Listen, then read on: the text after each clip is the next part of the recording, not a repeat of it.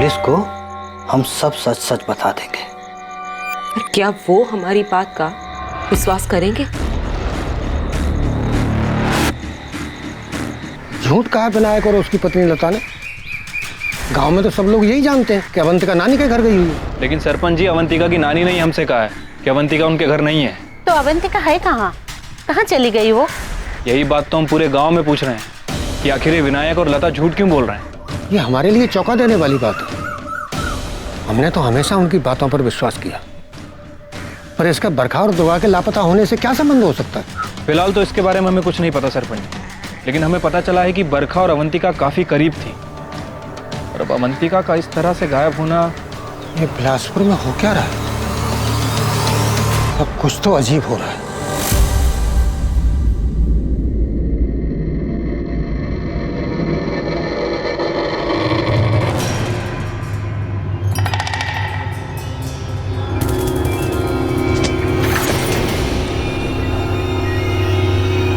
तुम दोनों झूठ बोल रहे हो। तुम्हारी बेटी अवंतिका कहीं नहीं मिल रही। कहाँ है वो? हमें सच में नहीं पता साहब। अवंतिका सुबह स्कूल के लिए निकली थी, तब से कभी वापस नहीं आई वो। मेरे सामने बकवास मत करो।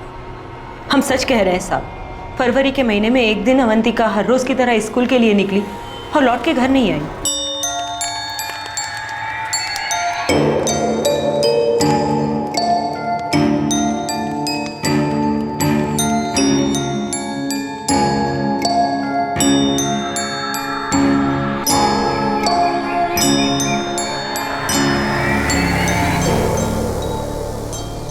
तुम दोनों कहानी बना रहे हो। अगर अवंतिका रोज की तरह घर से निकली और वापस नहीं लौटी, तो तुम लोगों ने बरखा और दुर्गा के माँ बाप की तरह शिकायत क्यों नहीं दर्ज करवाई? क्योंकि हमको पता है साहब कि अवंतिका घर से भाग गई, इसलिए हम शिकायत दर्ज नहीं कराए। घर से भाग गई? कहाँ? एक लड़के के साथ भाग गई। कौन लड़का? यही हम नहीं जानते साहब। तुम ये जानते हो कि वो घर से भाग गई, लेकिन ये नहीं कि किसके साथ भागी है। ऐसा कैसे? तुम दोनों सिर्फ झूठ बोल रहे हो सबसे। तुम लोगों ने पहले ये कहा कि तुमने अवंतिका को उसकी नानी के घर भेजा है उनकी देखभाल करने के लिए, और अब बोल रहे हो किसी लड़के के साथ भाग गई, जिसके बारे में तुम दोनों कुछ नहीं जानते। सच बोल रहे हैं साहब। भागने के 1 महीने पहले एक लड़के के बारे में बात की थी वो। लड़का कहाँ का था? जी, उसी के स्कूल का होगा। और उसने तुमको लड़के का नाम नहीं बताया? हम पूछे नहीं। वो जब हमको ये बात बताई, हम तो हिल ही गए थे। माँ, हमको भी ना प्यार हो गया है किसी से। क्या बकवास कर रही हो तुम? माँ, हम उसको बहुत पसंद करते हैं और वो भी हमको बहुत प्यार करता है। तुमको पढ़ा रहे हैं ताकि पढ़ लिख के तुम कुछ बन जाओ। माँ, तो हम पढ़ाई थोड़ी ना छोड़ रहे हैं। ये सब भद्दा बात तुम्हारे दिमाग में आया कहाँ से? माँ, इसके अंदर भद्दा बात का है। शादी करना चाहते हैं और इसमें गलत भी क्या है? तुमने भी तो किया था। कोई थी, पर हमारे माँ बाप गए थे लड़का देखने। हम खुद बेशर्मों की तरह लड़का ढूंढने नहीं निकले थे अपने लिए। इसमें बेशर्मी की क्या बात है? आ जाने दो तुम्हारे बाबा को, वही आके तुम्हारी अकल ठिकाने लगाएंगे। ये जो प्रेम का भूत वूत है ना, तू ही लपड़ कान के नीचे लगे ना तो सब के सब उतर जाएंगे। ये करने जाती है स्कूल में, और सर पे चढ़ाओ इसे। इसको अपनी मर्जी से शादी करनी है। वो लड़का कौन है अवंतिका? हमारी क्लास में पढ़ता है बाबा। और ये सब कब से चल रहा है? पिछले 1 साल से। तुम हमारी इकलौती उम्मीद हो जो इन परिस्थितियों से बाहर निकाल सकता है। ये बात तुम्हें पता है ना? तो अच्छे से पढ़ना बेटा, कॉलेज जा, आगे भी पढ़। इसीलिए तो हम और तुम्हारी माँ इतनी मेहनत करते हैं। जब तू पढ़ लिख लेगी ना, तो अच्छा सा लड़का देखकर तेरी शादी कर देगी। और अभी से ये सब करेगी तो तेरा पढ़ाई से ध्यान हट जाएगा। देखो बेटा, तुम्हारा भविष्य उज्जवल है। हमारा वक्त और मजबूरियां अलग थी। कुछ दिमाग में सोचने को ही नहीं आता था। जो कहा गया वो कर दिया। तुम्हें तो मौका मिला है अपने सपने को सच करने का। तू पढ़ेगी ना बेटा? ये तेरे लिए भी अच्छा है और मेरे लिए भी। हम उस पर जरा भी गुस्सा नहीं किए। हमको लगा अवंतिका समझ गई थी, पर शायद उसके मन में कुछ और ही चल रहा था। ये बात हम समझ नहीं पाए साहब। वो 20 फरवरी को स्कूल से घर लौटी ही नहीं। ये लड़की कहीं कुछ गलत तो नहीं कर बैठी ना? हम उसको समझाए थे लता, बहुत समझदार लड़की। तो फिर अब तक घर काहे नहीं आई? आप चाहे कितना भी समझाए हो, पर वो लड़का उसके दिमाग में बस गया था। अवंतिका हमसे बोली थी कि अब हम पढ़ाई में ध्यान देंगे बाबा। लेकिन एक बार ऐसी चीज किसी के दिल और दिमाग में बैठ जाए ना, फिर और कुछ नहीं सोचता, चाहे कितना समझा लो। पुलिस चौकी जाके आते हैं। कहा होगा पुलिस में जाके? सिर्फ पूछताछ ही ना। ये पूछेंगे कि कहाँ गई और काहे नहीं लौटी, फिर पता चलेगा कि ऐसे ऐसे किसी लड़के के साथ उसका चक्कर था, उसी के साथ भाग गई। तो हम उसको वापस ले आएंगे। फिर गांव में क्या होगा हमारा? कहाँ होगा गांव में? सब तो यही कहेंगे ना कि अपनी बेटी को काबू में नहीं रख पाए माँ बाप। कैसी नजरों से देखेंगे हमें? अवंतिका से कभी कोई शादी करेगा? सारा गांव हम पे थू थू करेगा। लता वो हमारी बेटी है। हमारी बेटी जो किसी लड़के के साथ भाग गई। देखिए, बदनामी तो हमारी ही होगी। पंचायत में लोग यही कहेंगे कि इनकी बेटी का गांव की दूसरी लड़कियों पे खराब असर पड़ेगा, ऐसे ही किसी लड़के के साथ भाग गई है। लड़कों का कभी कुछ नहीं जाता, बदनामी तो लड़की और लड़की के माँ बाप की ही होती है। हम कोई शिकायत दर्ज नहीं कराए, काहे कि हमको पता था कि अवंतिका दुर्गा की तरह गायब नहीं हुई है, किसी लड़के के साथ भाग गई है। और शिकायत दर्ज भी कराते तो बदनामी तो हमारी ही होती। और अगर उनको ढूंढ के भी ले आते तो सब तरह तरह के सवाल पूछते। किसी लड़के के साथ इतने दिन। इसीलिए हम लोग तय किए कि हम सबको यही बताएंगे कि वो नानी के घर गई। झूठी, पूरी की पूरी झूठी और मनगढ़ंत कहानी है तुम लोगों की। झूठ नहीं है साहब। अवंतिका के जाने के 4 दिन बाद बरखा भी आई थी।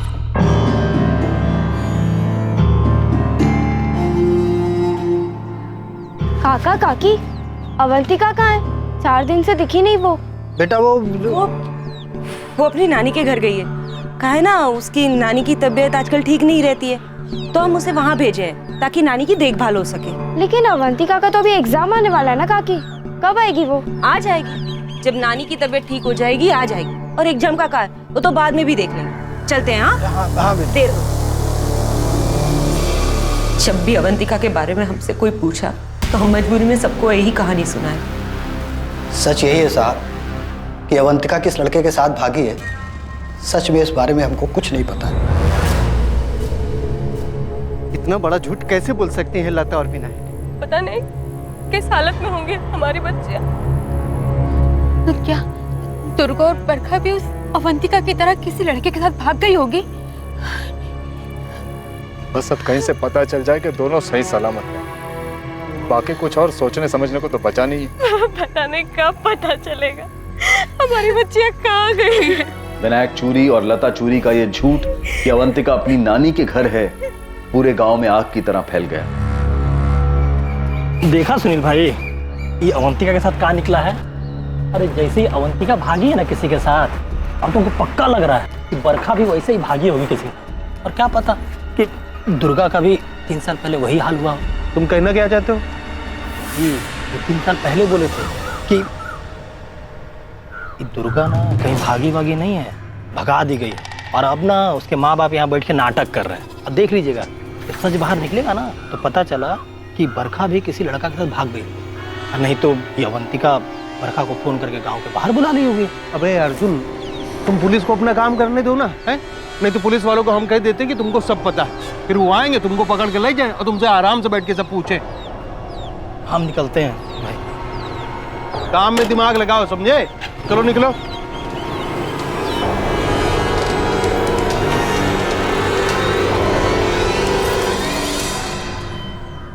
अवंतिका के बारे में लता चूरी और विनायक चूरी द्वारा पुलिस को दिए गए इस नए बयान से पूरे गांव में हड़कंप मचने वाला था। और दूसरी तरफ जांच पड़ताल से यह पता चलने वाला था कि वो लड़का कौन था जिसके साथ अवंतिका भागी थी। पर सबसे जरूरी सवाल, क्या अवंतिका को ढूंढने से बरखा और 3 साल पहले दुर्गा के लापता होने की घटनाओं से जुड़े सवालों का जवाब मिल पाएगा? ये देखिए, अवंतिका के अटेंडेंस का रिकॉर्ड, 20 फरवरी लास्ट डेट। अवंतिका के माँ बाप की ये बात सही है कि अवंतिका ने लास्ट क्लास 20 फरवरी को अटेंड की, आपने कहा था कि अवंतिका एक अच्छी स्टूडेंट थी, तो फिर आप लोगों ने कभी ये बात पता लगाने की कोशिश नहीं की कि अवंतिका उस दिन के बाद स्कूल क्यों नहीं आई? हमने उसके माँ बाप को कॉल किया था। उन्होंने बताया कि अवंतिका अपनी बीमार नानी को देखने गई है। हमने जोर दिया कि अवंतिका को 12th के एग्जाम्स देने दीजिए, पर उन्होंने कहा कि उसकी नानी की तबीयत कुछ ज़्यादा खराब है, अवंतिका इस साल एग्जाम नहीं देगी, अगले साल देगी। अब आप कह रही हैं कि अवंतिका के माँ बाप ने ये बात स्वीकार की है कि अवंतिका किसी लड़के के साथ भाग गई है। अगर अवंतिका के माँ बाप की बात माने भी तो ये लड़का है कौन? अवंतिका ने उन्हें बस इतना ही बताया कि वो लड़का इसी स्कूल का है। उसकी खास दोस्त बरखा को ज़रूर पता होगा, लेकिन वो भी गायब। हमें और स्टूडेंट से बात करनी होगी। पर अवंतिका के साथ पढ़ने वाले बच्चे 12th पास कर गए हैं और कॉलेज में एडमिशन लेने के लिए बाहर चले गए होंगे। हम आपको उनके एड्रेस दे सकते हैं। आप एड्रेस दे दीजिए। अजीब बात है कि एक ही स्कूल से 3 लड़के। देखिए मैडम, इस बात में स्कूल को मत फंसाइए। उस गांव से बहुत से बच्चे इस स्कूल में पढ़ने के लिए आते हैं, लेकिन स्कूल का उनके व्यक्तिगत मामलों से कोई लेना देना नहीं होता। लेकिन शालिनी जी, यही 3 लड़कियां स्कूल से घर नहीं पहुंची है। लेकिन यही तीनों लड़कियां स्कूल से निकल गई थी। इस बात का रिकॉर्ड है हमारे पास। हमें तो लगता है कि बिलासपुर में ही कुछ गड़बड़ है। अब कहना क्या चाहती है? देखिए, अवंतिका का गायब होना दुर्गा और बरखा के गायब होने से कैसे जोड़ा जा रहा है? दुर्गा और बरखा को गांव में देखा गया था, अवंतिका का तो कुछ भी पता नहीं चला, कोई पुलिस कंप्लेन भी नहीं है। हमें लगता है कि ये उस गांव का या परिवार का आंतरिक मामला है।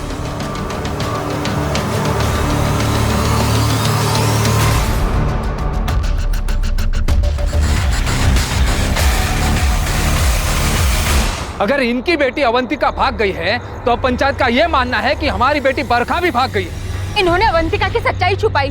हमने तो ऐसा नहीं किया ना। हमारी बेटी इनकी बेटी की तरह किसी लड़के के साथ नहीं भागी है। पता नहीं इनकी बेटी भागी भी है या नहीं, या ये झूठ बोल रहे हैं। हम झूठ नहीं बोल रहे हैं। पहले सच्चाई छुपा करके तुमने अपने आप को विश्वास के लायक नहीं छोड़ा है विनायक। हमारी अवंतिका भाग गई। अरे भाग हो गई, पर भुगत तो हम रहे ना। सबसे झूठ बोलते आ रहे हैं। पर एक बात तो हमारी समझ में नहीं आ रही है कि गांव वाले और पुलिस बरखा के गायब होने के मामले में हमारी अवंतिका को काहे घसीट रहे हैं? अरे अवंतिका खुद से किसी लड़के के साथ भागी है, वो बरखा को भागने में मदद काहे करेगी? बिल्कुल ठीक कह रही हैं, बिल्कुल ठीक। सरपंच जी, बरखा का जरूर किसी के साथ कोई चीज के साथ। लोकेश, तुम तो चुप ही रहो। हाँ, अरे गांव के सबसे बुरे आदमी तो तुम हो। हाँ, ये बात तो पूरे गांव में चीख चीख के तू बता चुका है। कुछ मिला? पुलिस को भी कुछ मिला मेरे खिलाफ? डर देख, पूरी लड़की भाग गई किसी के साथ। हमारी बेटी जिंदा है।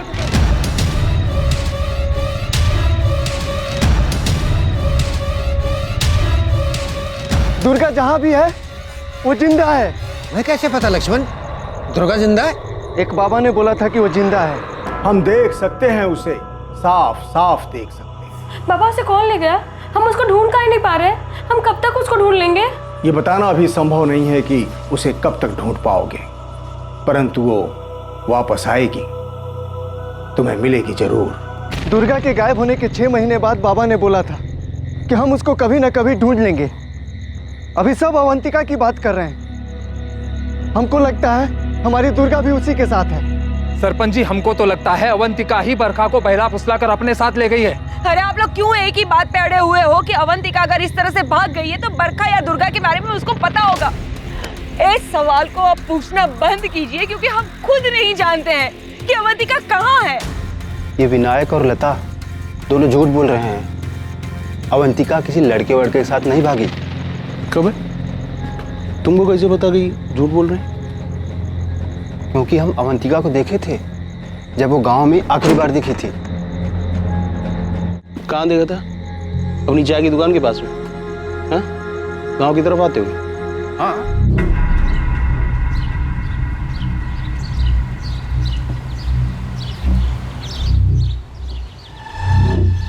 तुम्हारी नजर बड़ी तेज और बड़ी चौकन्ना है मुकेश। तुम सब कुछ देखते हो और सब कुछ याद भी रखते हो, है ना? अगर अवंतिका गांव के अंदर आई होगी तो उसी रास्ते से आई होगी जिससे दुर्गा और बरखा आई थी।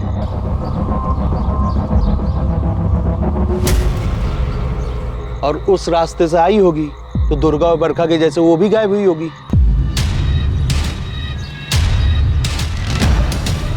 क्यों बे मुकेश, तू क्या बोल रहा है? तूने इन 3 लड़कियों को गांव के अंदर आते हुए देखा भी था या इसे कोई कहानी बना रहा है? ऐसे देख क्या रहे भाई? तुमने इन 3 लड़कियों को देखा गांव के अंदर आते हुए, लेकिन तुमने ये नहीं देखा कि उनके पीछे कौन आया, कौन मिला, क्या बात की, कहाँ ले गया, ये सब कुछ नहीं देखा। हम जो देखे वही बता रहे हैं सुनील बाबू।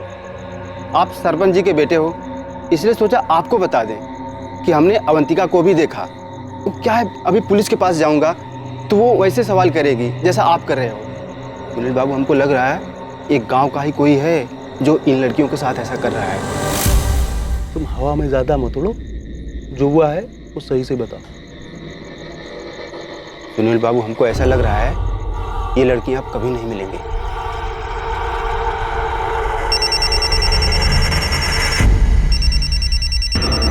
हेलो, जतिन गुमांग? जी हाँ, बोल रहे हैं। आप कौन? असिस्टेंट सब इंस्पेक्टर गीता बोल रही हूँ, बिलासपुर पुलिस थाने से। जतिन, तुम एलएम हाई स्कूल में पढ़ते थे। अवंतिका तुम्हारी क्लासमेट थी ना? बिलासपुर की अवंतिका चूरी, जिसने फरवरी 2019 से स्कूल आना बंद कर दिया था। जी हाँ, जानते। देखो जतिन, सीधा सवाल पूछती हूँ, जो तुम्हारे बैच के दूसरे स्टूडेंट से भी पूछ चुकी हूँ मैं। क्या अवंतिका का किसी लड़के के साथ कोई चक्कर चल रहा था? जतिन, अवंतिका पिछले 7 महीने से मिसिंग है, और तुम्हारे स्कूल की अवंतिका के गाँव की वो दुर्गा भी मिसिंग हुई थी 2016 में, और अब ये बरखा रेवारी भी मिसिंग है। तुम समझ रहे हो ना कि मामला कितना गंभीर है, कुछ छुपाना नहीं। इसमें छुपाने जैसा कुछ नहीं है मैडम। अवंतिका पढ़ाई में बहुत अच्छी थी, लेकिन उसकी एक लड़के के साथ अच्छी दोस्ती भी थी। मतलब वो हमसे 2 क्लास सीनियर था, पर वो 9th में 2 बार फेल भी हो चुका था। कौन था? राघव गोलिया नाम है उसका।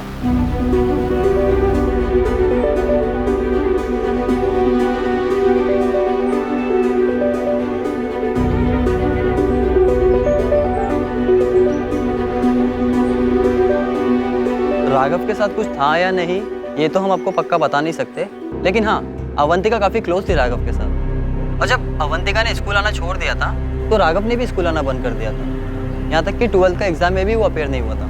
और अभी कहाँ है ये राघव गोलिया?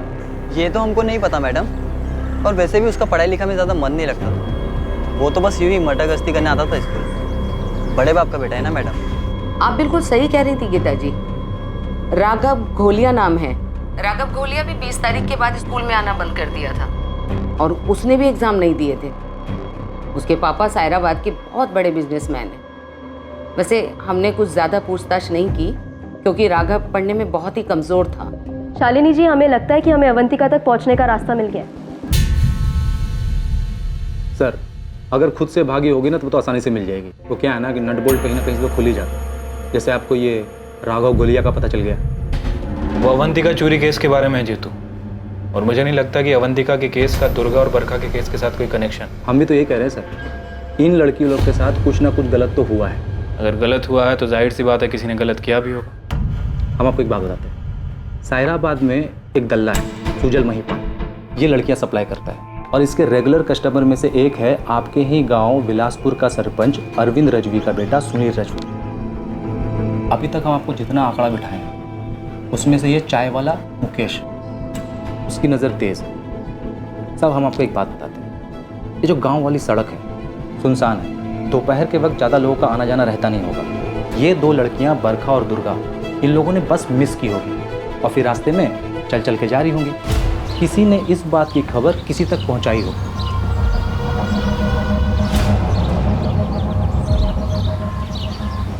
और उस किसी ने इन लड़कियों को कुछ ना कुछ झांसा दिया होगा। इन 2 लड़कियों के साथ कुछ ना कुछ तो गलत हुआ है। क्या कर रहे हो तुम? जीतू, ऐसा नहीं है कि हमने इस एंगल में सोचा नहीं है, लेकिन हमें लड़कियों तक पहुंचने का कोई सुराग नहीं मिल रहा है। आप ये सुजल महिपाल और सुनील को उठाइए। आपने मुकेश को भी अभी तक तोड़ा नहीं है ना। इन तीनों को ना अलग अलग तोड़िए। बात बाकी अगर अवंतिका सच में राघव के साथ भागी होगी तो वो तो आपको राघव तक पहुंचने पर पता चल ही जाएगा। आपका बेटा राघव कहाँ है? मैं इंस्पेक्टर हरीश कुमार बिलासपुर से। लेकिन आप हमारे बेटे के बारे में क्यों पूछ? मामला क्या है? एक लड़की का मामला है। बिलासपुर गांव की अवंतिका साथ पढ़ती थी राघव के, तो हमें शक है कि अवंतिका राघव के साथ भागी है। ये क्या कह रहे हैं आप? राघव से तो रोज बात होती है हमारी।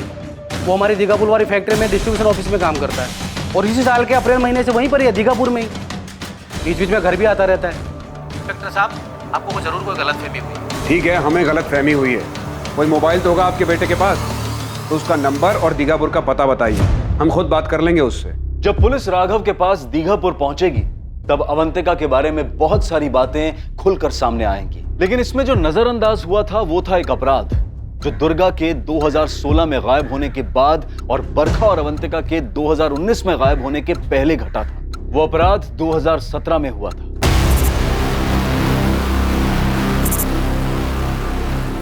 क्या सेक्सुअली असल्ट किया गया क्या? जी सर, इंटरनल ब्लीडिंग हुई है और बॉडी पे आइडेंटिफिकेशन के लिए कुछ नहीं मिला है। इसे मरे हुए 24 घंटे से अधिक नहीं हुए। बहुत बेरहमी से इसके साथ रेप हुआ। इसके चेहरे पर यह निशान देखिए, हाथों से गला घोटा गया है इसका, और इसके शरीर पर भी स्ट्रगल के निशान। छोड़ो। इसका नाम रूपम होता है। इसके माँ बाप इसे कल शाम से ही ढूंढ रहे हैं। ये मजदूरी के लिए कल अपने घर से निकली थी, लेकिन मजदूरी करके ये घर नहीं पहुंची। बहुत ही बेरहमी से रेप हुआ है। जिसने भी ये किया है वो बहुत ही विकृत मानसिकता का है। अरे बोला ना, बात करनी है। इतना घबरा क्यों रहा है? चल गाड़ी में बैठ। किस विषय में बात करनी है? कुछ पूछना चाहते हैं तुझसे। लेकिन आप बताओगे कि अरे बैठ गाड़ी में। कहीं उन लड़कियों के बारे में आप हमसे तो कुछ नहीं पूछना चाहते? तुम बताओ, तुम कुछ जानते हो उन लड़कियों के बारे में? किसी पर शक है तुम?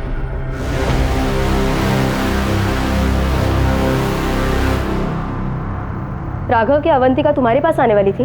भागने वाली थी वो तुम्हारे साथ? हमने कई बार कहा भाग चलते, एक दो बार तो वो मान भी गई थी, लेकिन फिर हमको नहीं पता, वो कभी आई नहीं। अवंतिका, हम तुम्हारे माँ बाबा को निराश नहीं करेंगे। तुम्हें क्या लगता है हम तुम्हें आगे पढ़ाई करने से रोकेंगे? हम क्या तुम्हें तुम्हारे सपने पूरे करने से रोकेंगे? नहीं राघव, लेकिन हमारे माँ बाबा को हमसे बहुत उम्मीदें हैं और हम ऐसे उनकी उम्मीदों पे पानी नहीं फेर सकते। तुम उनकी उम्मीदों पर कैसे पानी फेर रही हो अवंतिका? अगर वो नहीं माने तो हम कुछ भी नहीं कर सकते। उनकी मर्जी के खिलाफ हम कभी नहीं जाएंगे राघव। जी, बरखा को हमारे और अवंतिका के बारे में सब कुछ पता था। अवंतिका सिर्फ बरखा से ही अपनी बातें शेयर करती थी। हमने भी बरखा से बात की थी कि वो हमारी कुछ मदद करे, और बरखा ने भी इस बारे में अवंतिका से बात की थी। राघव हमको बोला कि तुमको कभी धोखा नहीं देगा। वो हमको बोला कि हम तुमसे बात करें और तुमको समझाएं। बरखा, हम राघव को बोल चुके कि हम ऐसे उसके साथ नहीं भाग सकते। हम राघव को पसंद करते हैं, लेकिन हम माँ बाबा के खिलाफ कभी नहीं जाएंगे। हाँ तो गुस्सा होंगी, लेकिन बाबा तो पूरे टूट जाएंगे। हम ऐसे कभी नहीं भागेंगे राघव के साथ। 1 महीने तक अवंतिका को मनाने की कोशिश करने के बाद अवंतिका ने खुद कहा था कि वो फिर से बात करेगी अपने माँ बाबा से, लेकिन 12वीं की परीक्षा के बाद। ठीक है राघव, हम एक बार और ज़रूर कोशिश करेंगे, लेकिन 12वीं की परीक्षा के बाद। और राघव, हम किसी भी सूरत में ऐसे तुम्हारे साथ भाग के नहीं जाएंगे। हम हमारे माँ बाबा के साथ ऐसा नहीं कर सकते। और हमारा क्या अवंतिका? हम माँ बाबा से बात करके तुमको बताएंगे, तब तक तुम इंतज़ार करो। और अगर माँ बाबा ने मना कर दिया तो तब की तब देखी जाएगी। बरखा! राघव, क्या हुआ? अवंतिका कहाँ है? वो अपनी नानी के घर गई है। क्या? परीक्षा के टाइम पर? पता नहीं राघव, अवंतिका के माँ बाबा कह रहे हैं कि वो शायद इस साल 12वीं की परीक्षा नहीं दे पाएगी। वो अपनी नानी के यहाँ जा चुकी है। अवंतिका की नानी कहाँ रहती है?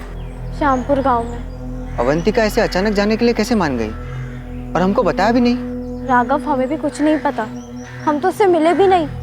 अवंतिका के माँ बाबा कह रहे हैं कि वो 20 तारीख को गई है। हम खुद 19 तारीख से बीमार थे। 25 तारीख को स्कूल आए हम, यहाँ आकर देखा तो अवंतिका नहीं आ रही है, तो जाकर पूछे हम। अवंतिका के पास तो कोई फ़ोन भी नहीं था जिससे हम कॉल करके पूछे कि वो कहाँ है। हम श्यामपुर गए थे, 4 दिन लग गए अवंतिका की नानी का घर ढूंढने में, पर हमें अवंतिका वहाँ भी नहीं दिखी। हम समझ गए अवंतिका ने फिर से अपने माँ बाबा से बात की होगी, उन्होंने मना कर दिया होगा, और फिर उन्होंने अवंतिका को कहीं भेज दिया होगा। तुम आखिरी बार उससे 20 तारीख को मिले थे, क्या उस दिन वो कुछ परेशान दिख रही थी? वो परेशान नहीं थी, और हमें कुछ बताया भी नहीं कि कहीं भेजे जाने की बात चल रही हो घर पे। अगर ऐसा कुछ होता तो हमें तुरंत पता चल जाता, क्योंकि हम उससे प्यार करते थे। हमें पता चल जाता था कि कब उसका मूड कैसा है। हम उसे बुला नहीं पाए और यहाँ से चले गए। सच कहे तो पढ़ाई में वैसे भी दिल नहीं लगता था।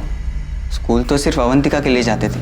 लता और विनायक की ये बात तो सच निकली कि अवंतिका की जिंदगी में एक लड़का था। हाँ, मगर उनका ये मानना कि वो उसी लड़के के साथ भागी है, ये सच नहीं है। तो क्या अवंतिका के साथ भी वही हुआ होगा? उस दिन उसकी बस भी छूट गई होगी और वो पैदल चलकर उसी रास्ते से घर जा रही होगी। और हाँ, हम धंधे वाली औरतों से मिलते हैं, हम मानते कि अक्सर हम उनके यहाँ जाते रहते हैं, लेकिन आप कहना क्या चाहते हैं? ये कैसा सवाल है? सुनील राजवी तू गांव के सरपंच का बेटा है, इसका मतलब ये नहीं कि हम तेरे खिलाफ सबूत इकट्ठा नहीं कर सकते। कौन सा सबूत? कहीं सुजल महिपाल ने आपसे ये तो नहीं कहा है कि इन लड़कियों के साथ मैंने कुछ किया है? हाँ सर, हम लड़कियों को कस्टमर लाकर देते हैं और हम सायराबाद में 3 साल से धंधा कर रहे हैं, लेकिन किसी भी लड़की को जबरदस्ती हम काम में नहीं लगाते हैं सर। और वो 3 लड़कियां जो गायब हुई हैं, अगर उनको हम जबरदस्ती काम में लगाए होते या कुछ किए होते उनके साथ तो पता चल जाता ना सर। और वो जो दुर्गा यहाँ से 3 साल पहले गायब हुई थी, अगर वो कोई धंधा कर रही होती सर तो पता चल जाता था सर। सुनील राजवी का क्या है? सर क्या है सर, हमको कैसे पता होगा? हाँ, जान पहचान है हमारी और शौकीन आदमी है, लेके जाते हैं उसको अलग अलग कोठे पे। बाकी अगर वो कुछ किया होगा तो सर हमको पता नहीं है। अब बताइए तो सही, किसने बोला हमारे बारे में ऐसा? इसने भी बोला है, साफ साफ बोला है कि तू उन लड़कियों से मिला था, दुर्गा और बरखा। और अब तो ये भी पता चला है कि अवंतिका। झूठ बोल रहे हैं आप। आपके कान भरे उस मुकेश ने, हमें पता है। मतलब तू ये भी जानता है कि हमें कैसे पता चला होगा? मुकेश झूठ बोल रहा है साहब, अपनी मनगढ़ंत कहानी बना रहा है। अब वो आके हमसे बोल रहा था कि उसने 20 फरवरी को अवंतिका को देखा था गांव के रास्ते से चलकर अंदर जाते हुए। वो तो कुछ भी बोलता है, हमें तो उसी पे शक है कि उसने कुछ किया है। गांव के अंदर कोई भी लड़की नहीं गई होगी, उसने बाहरी बार सब कुछ किया है उस लोकेश के साथ मिलकर। मुकेश ने अवंतिका को भी देखा था? हाँ, हमसे कह रहा था कि उसने देखा है। अब हमसे काहे कह रहा था ये हमें नहीं पता। ये सुनील बाबू है ना मैडम, उल्टा हमको फंसा रहे हैं। हमको तो उन पे ही शक है। काहे से उनकी नीयत और फितरत बिल्कुल ठीक नहीं है, सब जानते हैं, खुद उनके पिता भी जानते हैं, लेकिन सब डरते हैं, कोई कुछ बोलता नहीं। सरपंच का बेटा है सर सुनील, और बहुत ही रंगीला मिजाज है। कुछ बहुत ही गलत हुआ इन बच्चों के। अगर सुनील ने कुछ गलत किया तो लड़कियां ऐसे कैसे? कहाँ गायब किया उसने? सत्ता का जोर है सर। आई एम श्योर इस सुनील की किसी ना किसी ने मदद जरूर की होगी। ये सुनील के साथ जितने भी लोग टिम्बर मार्ट में काम करते हैं, मैं सभी को लेकर आता हूँ, और गीता उस चाय वाले मुकेश को लेकर आ रही है। सर मुझे तो ये मुकेश भी गड़बड़ी लग रहा है। ठीक है, मैं सरपंच से बात करता हूँ, कहीं वो अपने बेटे को बचा तो नहीं रहा। अगर हमारे बेटे सुनील ने कुछ भी गलत किया है तो हम आपसे और पूरे गांव से वादा करते हैं कि हम उसे जिंदा नहीं छोड़ेंगे। सरपंच जी, क्या आपको ये पता था कि ये सब सुनील ने? अनिल, हमें नहीं पता। गांव में तरह तरह की बातें हो रही है सरपंच जी। जो लोग सुनील को जानते हैं सब अब खुलकर बातें कर रहे हैं। अगर पुलिस वालों को उसके खिलाफ कुछ भी मिलता है तो हम पुलिस वालों से कह देंगे उसे गोली मार दो। आप खुद यकीन से कह सकते हैं कि आपके बेटे ने कुछ नहीं किया। राधा, हमें नहीं पता, लेकिन सुनील हमारा बेटा है, हमें यकीन है कि वो ऐसा कुछ नहीं कर सकता, नहीं कर सकता।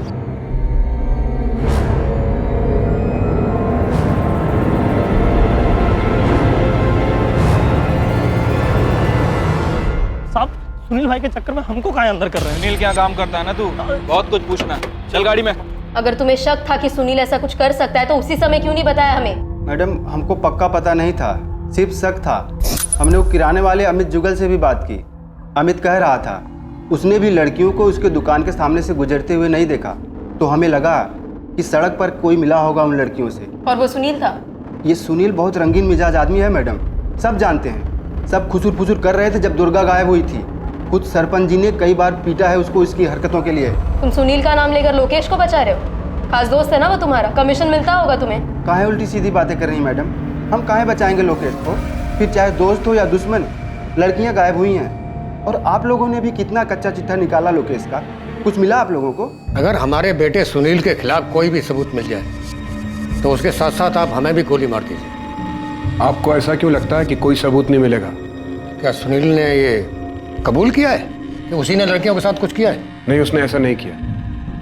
कोई भी अपराधी इतनी आसानी से अपना जुर्म कबूल नहीं करता। अगर उसने जुर्म किया है और ये साबित हो जाए कि हमने सच्चाई छुपाने में कोई भी मदद की है तो आप हमें गिरफ्तार कीजिए, फिर आप हमारे साथ जो चाहे कर सकते हैं। सच्चाई छिपाने में? इसका क्या मतलब है? क्या है सच्चाई? क्या दुर्गा, बरखा और अवंतिका एक ही हादसे का शिकार हुई है?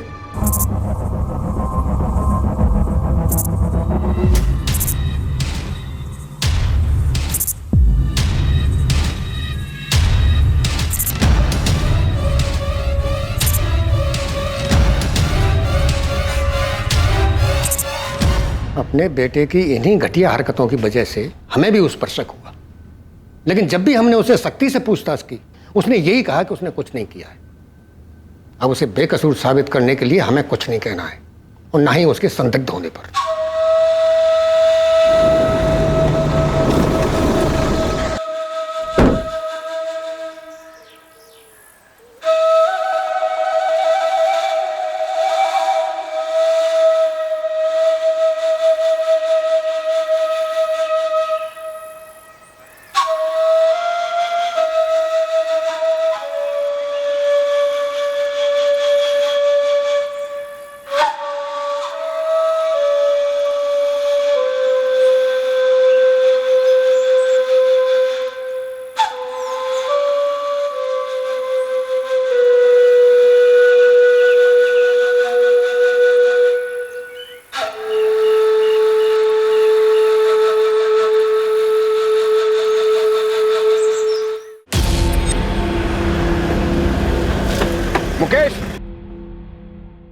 हाँ साहब, काम तो हम सुनील भाई के टिम्बर मार्ट में ही करते हैं, लेकिन अब वो ऐसा कुछ करेंगे हमें ऐसे कैसे पता चलेगा। और साहब हमने तो जब भी इन लड़कियों के बारे में कोई सुनी सुनाई बात उन्हें बताई है, उल्टा हमें ही डांट दिया है। क्यों डांट दिए? आप बोलते हैं ऐसी अफवाह फैलाओगे तो गांव से निकाल देंगे। हम ठहरे मजदूर आदमी, सुनील भाई जैसे बड़े आदमी क्या करते हैं हमें कैसे पता ना। हाँ वो सहराबाद के कोठों पे जाते हैं, बस इतना पता है हमें, बाकी कुछ नहीं पता साहब। नहीं साहब, उन लड़कियों के जाने के बाद हमने किसी को नहीं देखा गांव की तरफ जाते हुए। ना ही किसी को पैदल चल के जाते हुए देखा, ना ही किसी को बाइक पे जाते हुए नहीं देखा तो किसी को बाहर आते हुए देखा तो सब देखता है साहब। जो देखते हैं वो बता देते हैं सामने से, अब जो नहीं देखते वो कैसे बताएंगे साहब। किसको बचा रहा है मुकेश? सरपंच के बेटे सुनील को?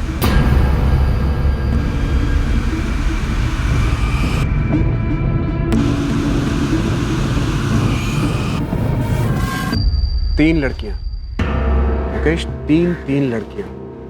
अगर तू बचा रहा है ना सुनील राजवी को, तो इतना ध्यान रख तू भी बुरा फंसेगा। इतने चार्जेस लगेंगे ना। कसम से साहब हम किसी को नहीं बचा रहे हैं।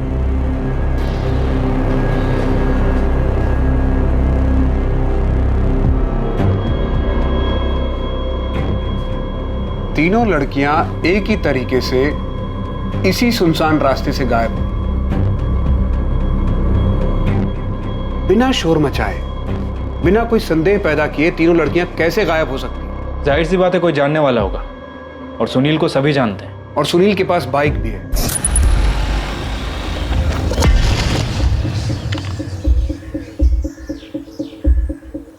सिर्फ एक ही बस है जो दोपहर 1:45 बजे स्कूल के पास से विलासपुर गांव की तरफ चलती है।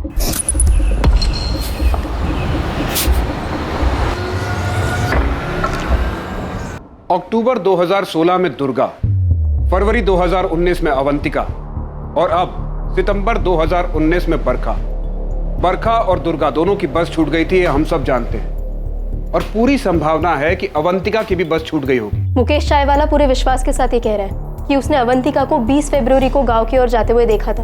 वो जरूर गई होगी। इन तीनों लड़कियों के साथ यही हुआ होगा कि इन्हें कोई जानने वाला मिला, और वो जानने वाला कोई और नहीं, सुनील है।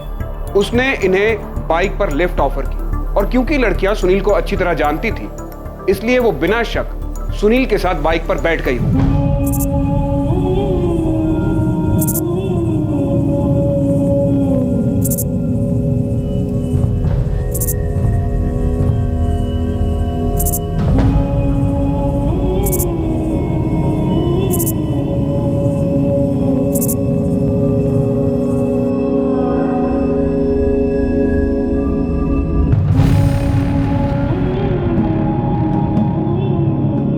मुझे इस बात पर कोई शक नहीं है कि इन तीनों लड़कियों के साथ दुष्कर्म किया गया होगा।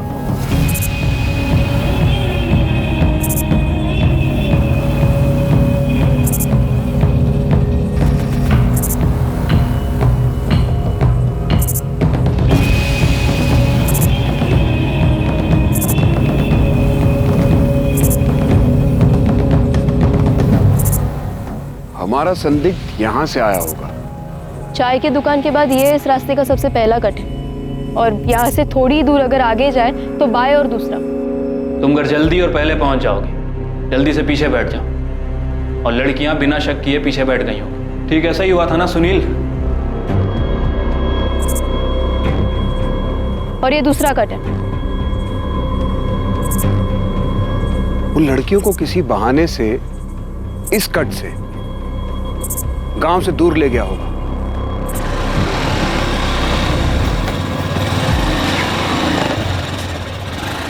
भैया ये कहां से ले जा रहे हो? घर तो उधर है। ये आप हमको कहां ले जा रहे हैं? ये कहां मुड़ गए? गाँव तो पीछे रह गया। सर मैं यहाँ तक आई थी, बरखा का कुछ पता नहीं चला था और ना ही उसकी कोई चीज़ मिली। मैंने इंस्पेक्टर भूपेन से भी बात की थी। जब दुर्गा गायब हुई थी तो वो लोग भी आए थे, पर उन्हें भी कुछ नहीं मिला था।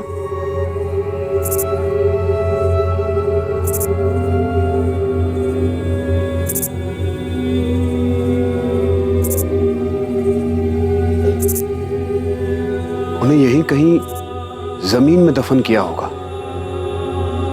कहां दफन किया उन बच्चियों को तूने? और इन सब जुर्म में तेरे पिताजी ने भी तेरा साथ दिया है ना?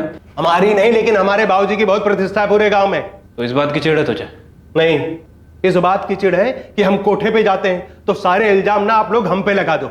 दुर्गा, बरखा, अवंतिका, किसी के साथ हमने कुछ नहीं किया है और किसी को कहीं नहीं दफनाया है। तेरे खिलाफ सबूत इकट्ठा होने का इंतजार है मुझे।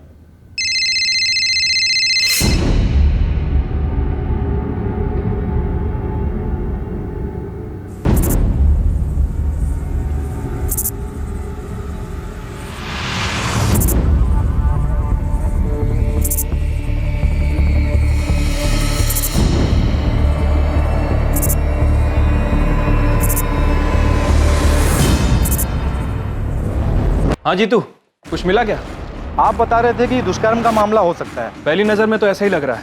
पहले बच्चियों के साथ दुष्कर्म किया गया और उसके बाद उनकी हत्या कर दी गई। सर, हो सकता है कि गांव का ही कोई बंदा हो जिसका ऐसा पुराना रिकॉर्ड रहा हो, जिसने पहले ऐसा कभी किया हो। फिलहाल तो गांव के सरपंच का बेटा सुनील हमारी कस्टडी में है और इस वक्त हमें उसके ऊपर सबसे ज्यादा शक है। लेकिन कोई और है साहब जिसके ऊपर बलात्कार और हत्या का संगीन आरोप है। 1 साल से ऊपर जेल में सजा काट चुका है। इसकी चार्जशीट फाइल हो चुकी है, मुकदमा भी चल रहा है इसके ऊपर।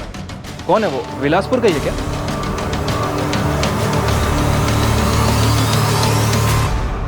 बैरीखेड़ा गांव की रूपा मोदक के साथ साल 2017 में दुष्कर्म हुआ और उसके बाद उसका कत्ल कर दिया गया था।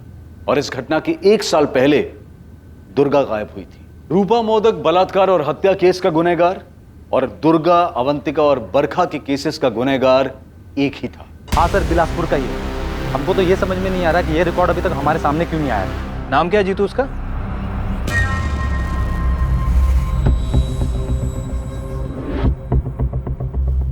हाँ सर, बिलासपुर का ही है। हमको तो ये समझ में नहीं आ रहा कि ये रिकॉर्ड अभी तक हमारे सामने क्यों नहीं आया। नाम क्या है जीतू उसका? अर्जुन धीमरा। ये बैरीखेड़ा से अरेस्ट हुआ था रूपा मोदक के बलात्कार और हत्या के आरोप में।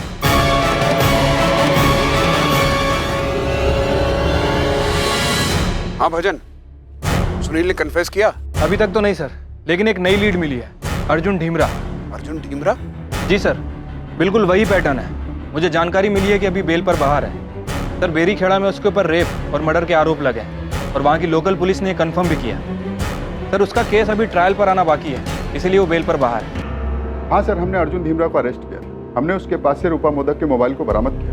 हमने रूपा के फोन को IMEI ट्रैकिंग पर डाल दिया। जैसे ही अर्जुन ने उसमें अपना सिम कार्ड डाला, हमने तुरंत लोकेशन को ट्रेस किया। और चार्जशीट फाइल हो गई? Yes sir. जब रूपा मोदक खेत से अपने घर वापस जा रही थी, तब उसने उसे अपनी बाइक पर लिफ्ट किया। पता नहीं साहब, उस वक्त हमारे दिमाग में क्या चल रहा था। जो मन में आया वो कर दिया। तो घर छोड़ दें, हम उधर ही जा रहे हैं। भैया छोड़ देंगे तो बहुत मेहरबानी होगी।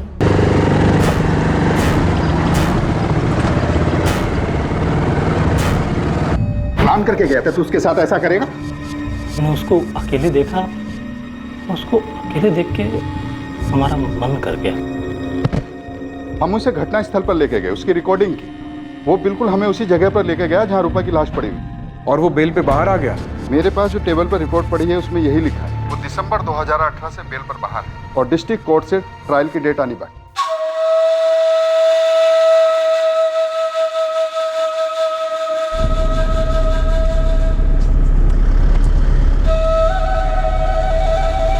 देखिए, अभी हमें सिर्फ लीड मिली है। हम यकीन के साथ कुछ नहीं कह सकते। हम उससे पूछताछ करेंगे। ये अर्जुन धीमरा और उसका परिवार हमारे साथ ही काम करते थे। फिर वो और उसका परिवार 2017 में बैरीखेड़ा चले गए। हमें तो बिल्कुल पता नहीं था कि अरविंद जी, हम उससे निकलवा लेंगे। चूक तो कई जगह पर हुई है, पहले हम उससे सवाल करेंगे।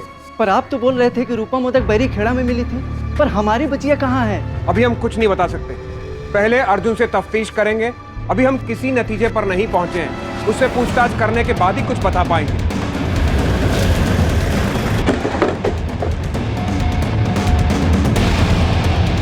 अर्जुन धीमरा को तोड़ने में इस केस की जांच कर रही पुलिस टीम को ज्यादा वक्त नहीं लगा और पुलिस के सामने उसने अपने द्वारा किए गए सारे जुर्म कबूल कर लिए। दरिंदगी की हद पार कर देने वाले जिन अपराधों को अर्जुन ने अंजाम दिया था और उसके बाद जो खुलासा उसने किया, वो बेहद ही चौंका देने वाला था। ये तीनों 2016 में दुर्गा और इस साल अवंतिका और बरखा,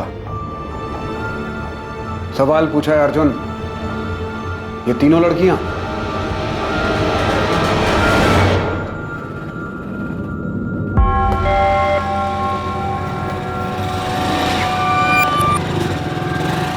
दुर्गा, बस छूट गई क्या?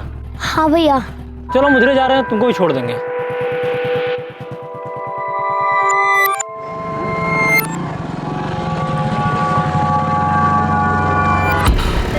भैया ये कहाँ से ले जा रहे हो? घर तो उधर है। 2 मिनट अवंतिका, बस 2 मिनट का काम है खेतों में। बस 2 मिनट बरखा, 2 मिनट का काम है खेतों में।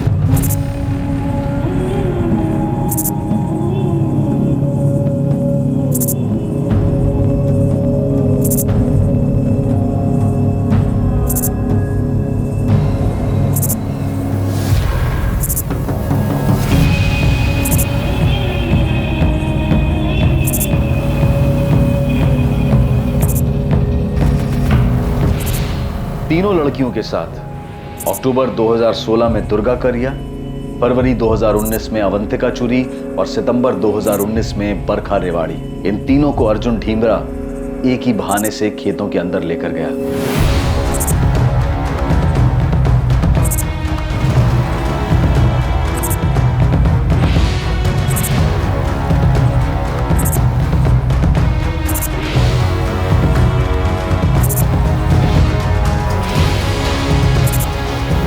बच्चियों के साथ दुष्कर्म करने के बाद अर्जुन ढीमरा ने इन तीनों की गला दबाकर हत्या कर दी।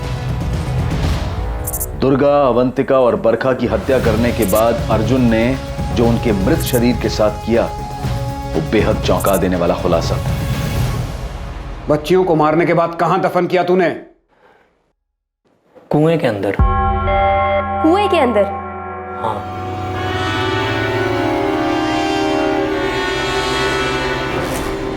कुएं के अंदर?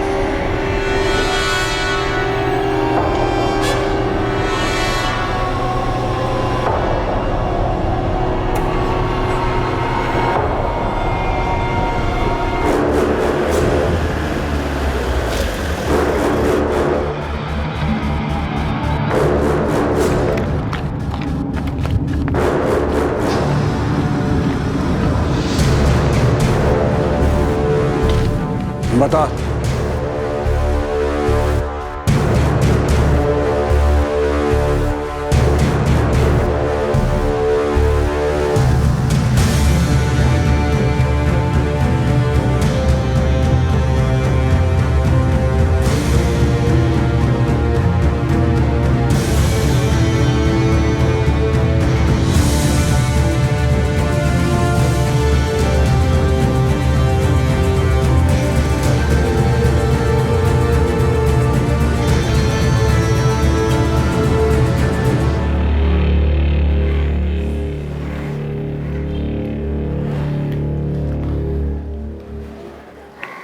उन लड़कियों के साथ हमने कोई गलत काम नहीं किया, कुछ भी बुरा नहीं किया।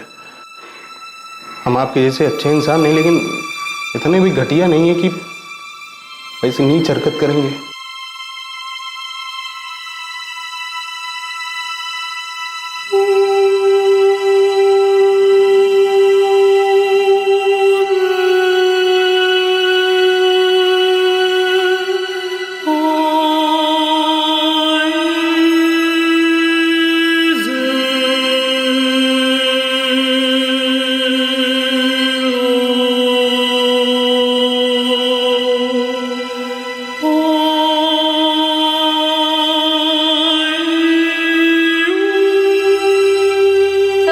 बॉडीज दिख रही है, यही डाली गई।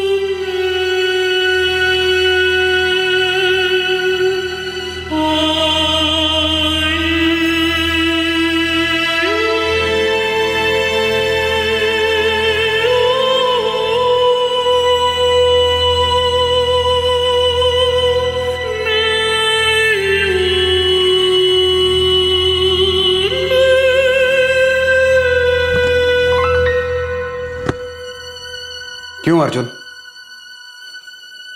क्यों? मेरा मन करता था। बच्चियों के साथ?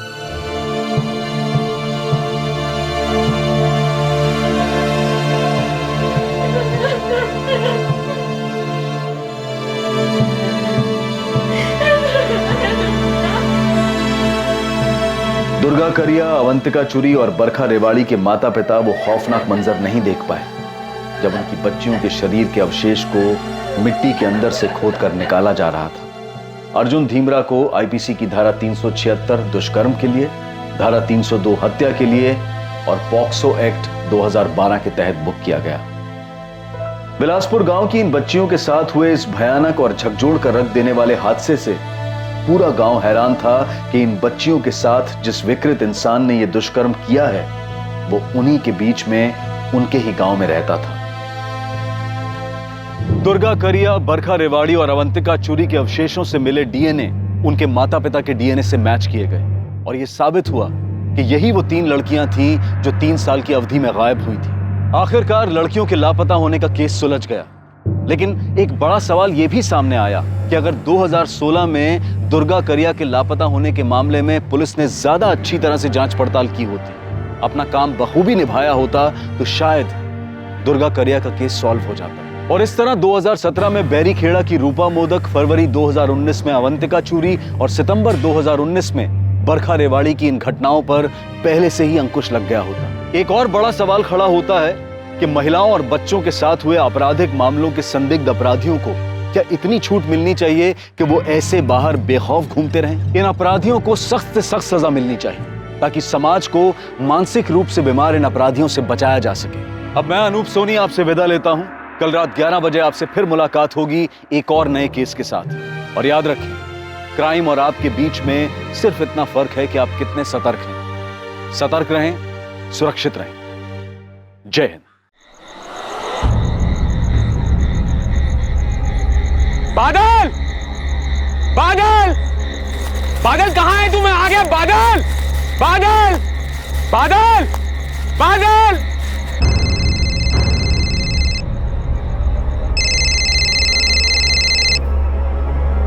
सुनिए, सुनिए।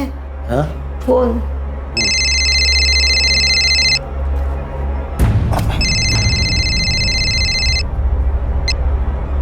हेलो चाचा जी, अजीत बोल रहा हूँ। हाँ अजीत बोलो, क्या बात है, इतने रात में फोन किया? चाचा जी, मैं ये झबुआ तालाब के पास वाले जंगल में हूँ। बादल का फोन आया था, बड़ा घबराया हुआ सा लग रहा था। अजीत, अजीत, अजीत, ये लोग मुझे मार डालेंगे, मुझे बचा ले, मुझे बचा ले अजीत, लोग मुझे मार डालेंगे। बादल क्या हुआ? कहाँ है तू? झबुआ तालाब के पास वाले जंगल में। जल्दी आ जाने थी, लोग मुझे मार डालेंगे। मैं आ रहा हूँ बादल। और सुन, हेलो, हेलो। अजीत क्या हुआ है? शिखा, बादल का फोन था, बहुत घबराया हुआ लग रहा था। मुझे जाना होगा, मैं आता हूँ अभी। अजीत। पापा, पापा दरवाजा खोलिए। पापा, मैं झबुआ तालाब जा रहा हूँ। बादल का फोन आया था, किसी मुसीबत में लग रहा है।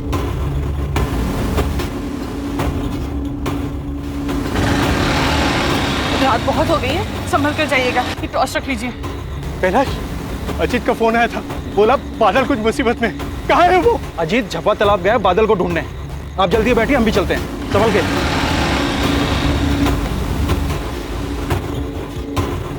बादल, बादल, बादल, हम लोग आ गए। बादल, बादल, बादल, ए बादल, बादल, हम लोग आ गए। बादल, बादल, अरे बादल। ऐसे तो हम लोग ढूंढ नहीं पाएंगे बादल को। मुझे लगता है हमें पुलिस की मदद लेनी चाहिए। विनायक जी, आप चिंता मत कीजिए, हम झबुआ तालाब जा रहे हैं, आपके बेटे बादल को ढूंढ लेंगे। पापा, मैं इनके साथ जा रहा हूँ।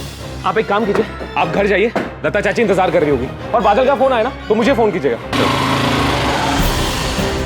बादल, बादल, बादल कहाँ है तू? बादल, बादल। अजीत, अंधेरा बहुत है और धुंध भी बहुत ज्यादा है। उसने कोई एग्जैक्ट लोकेशन बताया था क्या? कोई निशानी कहाँ था वो? बस इतना बताया कि झबुआ तालाब के पास वाले जंगल में है। वो लोग उसे मार देंगे, मैं बचा लूं। आवाज से बहुत घबराया हुआ लग रहा था। मुझे बचा ले अजीत, लोग मुझे मार डालेंगे। बादल अक्सर इस तालाब पे आता था? पता नहीं सर, असल में बादल मेरे कजन मोहित का बहुत अच्छा दोस्त है।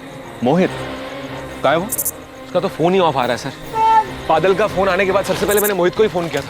ए बादल! क्या हुआ? बादल मिला? नहीं मिला? हे भगवान, इतनी रात को कहाँ गया होगा बादल? हाँ, पुलिस गई है साथ, अजीत भी गया है साथ में उनके। जय कहाँ है? जय से कुछ बात हुई? फोन नहीं उठा रहा है, शायद गहरी नींद में होगा। जब जरूरत होती है ना तभी गायब हो जाता है वो। कुछ पता चला बादल का? अरे भाई साहब आप यहाँ? बीना, भाई साहब को क्यों उठाया? भैया बता रहे थे अपना मोहित भी बादल के साथ गया था। क्या मोहित बादल के साथ गया है? हाँ कैलाश, रात 10 बजे बादल आया था और मोहित को ले गया। अरे यार कितना टाइम लगाता है, कब से वेट कर रहा हूँ। अबे वो जूते नहीं मिल रहे थे मेरे। मोहित बादल, ये रात को कहाँ जा रहे हो तुम दोनों? पापा बस ऐसे ही घूमने जा रहे थे, थोड़ी देर हो जाएगी, आप सो जाना। मध्य प्रदेश के पालीपुर में रहने वाले बादल और मोहित जिगरी दोस्त थे और उस रात दोनों एक साथ अपने घर से निकले थे। जब बादल ने अजीत को फोन किया तो क्या उस वक्त मोहित भी बादल के साथ ही मौजूद था? बादल किससे डर रहा था? उसकी जान को किससे खतरा था? और मोहित कहां था? रात का अंधेरा छटते ही उनकी खबर भी सामने आने वाली थी और सामने आने वाला था एक ऐसा भयानक जुर्म जो उन तीनों के परिवार वालों के साथ साथ पूरे गांव को भी हिलाकर रख देने वाला था।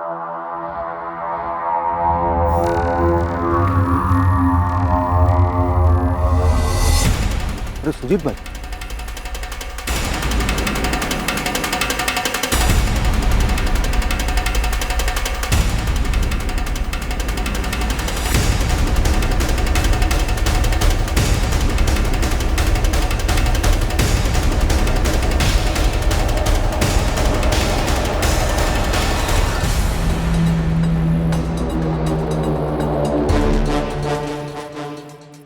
मैडम, दोनों विक्टिम के पास से कोई सामान नहीं मिला।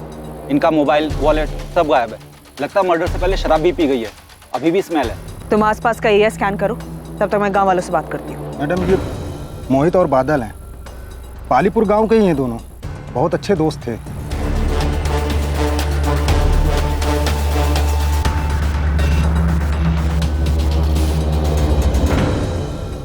पल्लवी, कल रात बादल के लिए कंप्लेंट मिली थी। उसने मोहित के कजिन अजीत को कॉल करके कहा था कि उसकी जान खतरे में है। हमारी एक टीम झबुआ तालाब के जंगल के पास भी गई थी बादल को ढूंढने के लिए। झबुआ तालाब से?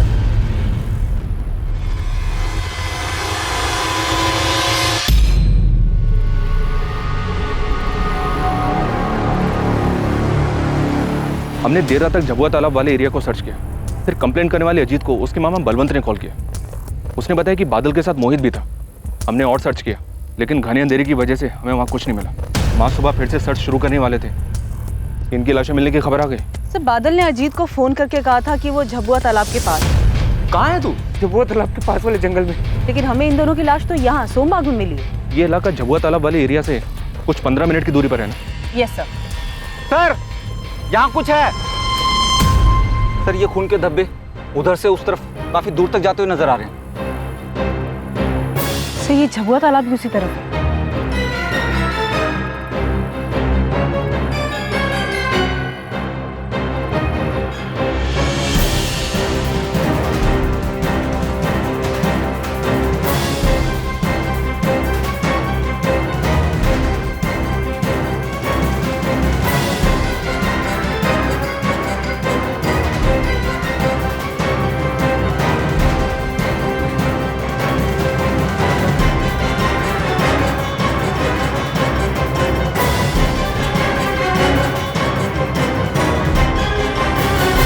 पल्लवी, खून के निशान यहीं तक है। मतलब जो कुछ भी हुआ यहीं हुआ। यहाँ 2 ग्लासेस हैं, शायद ये लोग यहाँ शराब पीने आए होंगे। इन पर हमला हुआ होगा और शायद अपनी जान बचाने के लिए सोमबाग गांव की तरफ भागे होंगे। सर, ये भी तो पॉसिबल है कि दोनों का मर्डर यहाँ पे किया हो और मर्डर करने के बाद दोनों की बॉडीज ले जाकर सोमबाग में डंप किया गया हो। वो इतनी मेहनत क्यों करेगा?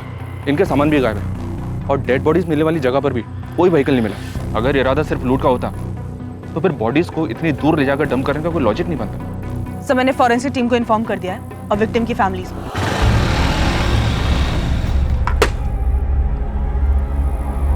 मोहित, मोहित, मोहित, आगे जाना मना।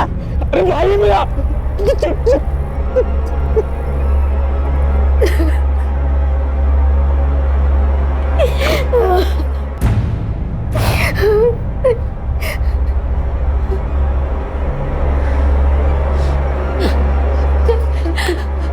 हमारा बादल, बादल मोहित को मार दी। क्यों मार? मामा जी संभालिए अपने आप को। मेरे बच्चे ने किसी का क्या बिगा? पापा, माँ कैसी है?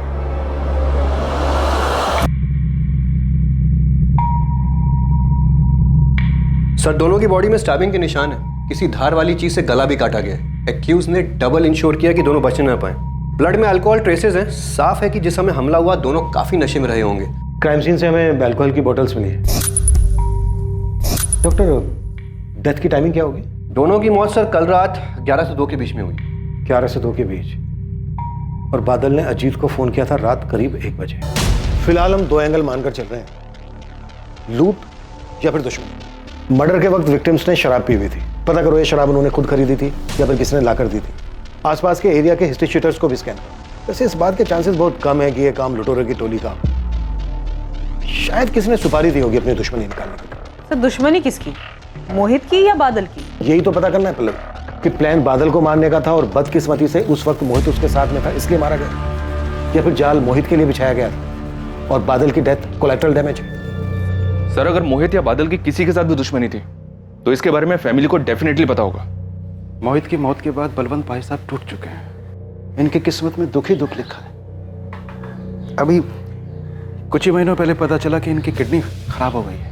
मालती भाभी तो जब मोहित 3 साल का था तभी गुजर गई थी। तब भाई साहब इस चिंता में रहते थे कि वो अकेले मोहित की परवरिश कैसे करेंगे। मोहित, लो बेटा खा लो, थोड़ा सा खा लो। अब मेरे अच्छे बच्चे हो ना बेटा, पापा की बात नहीं मानो। लो। पापा, मम्मी कब आएगी? मोहित, देखो तो कौन आया है। और आपको एक बात बताऊं मैं, आपकी बीना बुआ आपके लिए क्या लेके आई है मालूम है? इतने सारे चॉकलेट्स। और देखो अजीत भैया भी आए हैं। कौन खेलेगा भैया के साथ? मैं। आप खेलोगे ना? खेलने से पहले आ करो। कैलाश समझ में नहीं आता मोहित को कैसे संभालूंगा।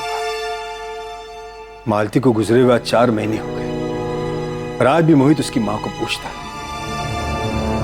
तो अच्छा है कि अजीत और बीना हर हफ्ते यहाँ आ जाते हैं तो उनके साथ मन बहल जाता है उसका, थोड़ा हंस खेल लेता है। और ऐसा कब तक चलेगा कैलाश? क्या फायदा है इन सब का जब मैं अपने बेटे की हंसी तक वापस नहीं ला सकता। बलवंत भाई साहब के नमनपुरा गांव में एक बड़ी सी पुश्तैनी कोठी है। पहले वो वहीं रहते थे, लेकिन मालती भाभी के गुजर जाने के बाद उन्होंने वो कोठी अपने छोटे भाई प्रकाश को सौंप दी। बीना जब मोहित के पास थी तो उसने उसे कभी माँ की कमी महसूस नहीं होने दी। इसलिए भाई साहब ने हमारी कोठी के बगल में एक और कोठी खरीद ली। हमने कभी माना ही नहीं कि मोहित हमारे मामा का लड़का है। मैंने हमेशा उसे अपने छोटे सगे भाई की तरह माना है और माँ भी उसे अपने बेटे की तरह ही प्यार करती थी। मोहित भी माँ को बुआ नहीं माँ कह के बुलाता था।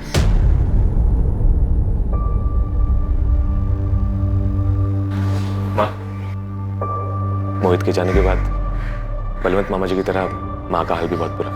मोहित की किसी के साथ कोई दुश्मनी थी? नहीं, दुश्मनी तो नहीं थी। बलवंत जी इतने बड़े जमींदार हैं, इनकी किसी के साथ कोई दुश्मनी? ऐसी भी कैसी दुश्मनी कि कोई इतनी बेरहमी के साथ मोहित को मार डाले। मोहित और बादल झबुआ तालाब क्यों गए थे? मुझे नहीं पता था। मोहित और बादल दोस्त थे, दोनों अक्सर साथ में घूमने जाया करते थे। बादल की या आपकी किसी के साथ दुश्मनी? मुझ गरीब से किसी की क्या दुश्मनी होगी। बादल तो बहुत हंसमुख लड़का था, बहुत ही जिम्मेदार, सबसे बड़े प्यार से मिलता था। उसकी भी किसी से क्या दुश्मनी होगी। आपका छोटा बेटा जय है, वो कहाँ है? वो खेत पे गया है। मर्डर वाली रात को कहाँ था वो? पड़ोस के गांव में उसके दोस्त की शादी थी। कल रात को वो वहीं था।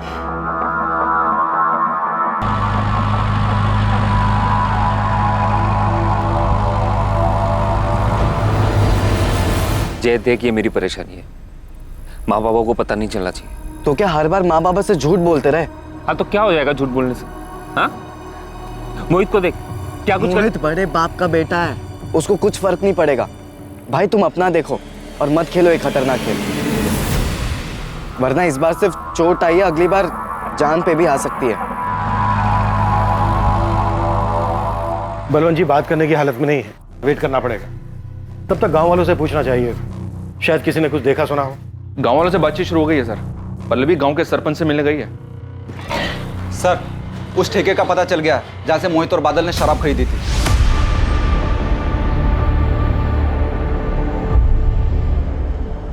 जी हाँ साहब, कल रात की बात है, करीब 10:30 बजे के आसपास मोहित और बादल दोनों आए थे ठेके पर। वो दोनों ही आए थे या कोई और भी था उनके साथ? उनके साथ भी कोई नहीं था। ये दोनों शराब लेने के लिए ठेके पर अक्सर आते थे, कभी कुछ नोटिस किया? अब साहब पता नहीं ये बात आपके कितने काम की है, लेकिन जब भी दोनों पीने के लिए आते थे पैसे हमेशा मोहित ही निकालता था, क्योंकि बादल की तो कुछ हैसियत थी नहीं उसके सामने, पर हाँ दोस्ती दोनों की पक्की थी। अजीत को जानते हो? अजीत की दोस्ती कैसी थी बादल के साथ? मैडम असली दोस्ती अजीत और मोहित की नहीं, मोहित और बादल की थी। दोनों बड़े अच्छे दोस्त थे, पर बड़े दुख की बात है कि दोनों के साथ ऐसा हादसा हो गया। हमें भी ताज्जुब हुआ। चोरी चकारी की घटनाएं इस गांव में पहले भी कभी हुई हैं, पर इतना बड़ा कांड कभी नहीं हुआ। मोहित की किसी से दुश्मनी सरपंच जी? मोहित के पिता बलवंत जी इस गांव के नामी जमींदार हैं। सिर्फ दौलत ही नहीं, बहुत इज्जत भी कमाई है उन्होंने। ये बादल तो नामी जमींदार का बेटा नहीं था। बादल की किसी से दुश्मनी? बादल तो बहुत गरीब घर से था, और गरीब की दुश्मनी गरीबी से, पर बहुत समझदार लड़का था। सरपंच जी, बादल ने मुसीबत के वक्त ना अपने पिता को फोन किया, ना भाई को फोन किया, बल्कि अपने दोस्त अजीत को फोन किया। क्यों? घर में कोई झगड़ा वगड़ा चल रहा था उसका? बादल ने सिर्फ अजीत को ही फोन क्यों किया? इस सवाल के साथ साथ कई और सवाल भी उठते हैं।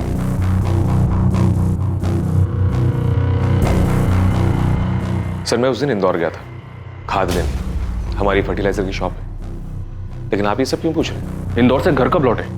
रात को करीब 12 बजे मैंने अजीत को खाना दिया, बस आंखें लगी थी कि बादल का फोन आ गया। पता नहीं सर, बादल ने उस दिन मुझे ही क्यों फोन किया, अपने पिताजी अपने भाई को क्यों नहीं? अभी तक हम सब लोग परेशान थे, इसलिए कभी इस बात पे ध्यान ही नहीं गया। हो सकता है मोहित ने उसे कहा मुझे फोन करने के लिए, क्योंकि मोहित को जब भी कोई परेशानी होती थी वो हमेशा मुझे ही फोन करता था। इस हिसाब से तो बादल को अपने छोटे भाई जय को भी फोन करना चाहिए था। बादल और मोहित के साथ साथ अजीत के भी कॉल रिकॉर्ड्स मंगवाते हैं, पता तो चले इंसिडेंट के वक्त इसकी फोन लोकेशन क्या थी। सर, हम दोनों विक्टिम्स और उनकी फैमिली से जुड़े सभी लोगों से मिल रहे हैं, पर एक शख्स ऐसा है जो अभी तक हमारे सामने नहीं आया।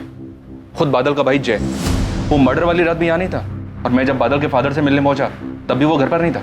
सर, कहीं हमें जानबूझ के टाल तो नहीं रहा है? सर, बादल का भाई आपसे मिलना चाहता है। सर, उस रात मैं अपने एक दोस्त की शादी में गया था। शोर शराबे में मुझे पता ही नहीं चला मुझे कब बादल का फोन आया। तुम्हें बादल ने फोन किया था? कितने बजे आया था बादल का फोन?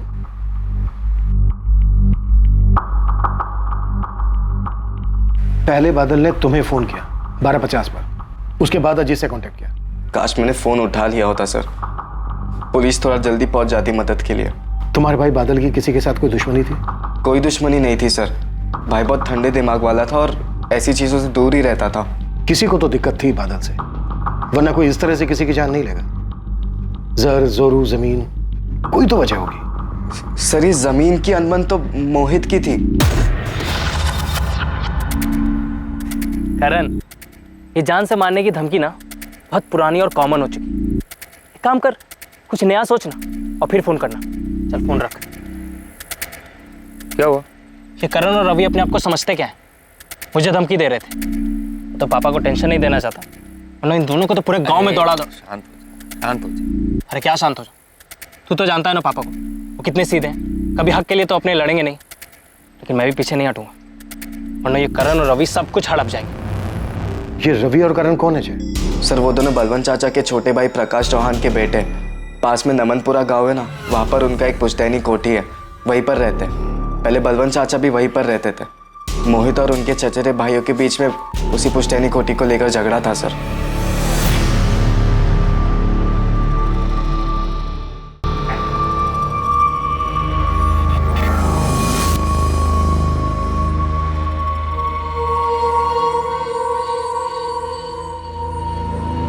रवि, करण, पूरे दिन मोबाइल में घुसे रहते हो तुम लोग, खाने को नहीं जगाइए।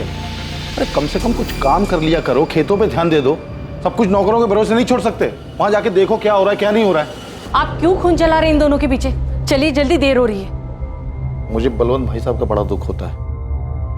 पहले मालती भाभी, फिर मोहित, और तुम लोग भी चलो मिल के आना चाचा जी से।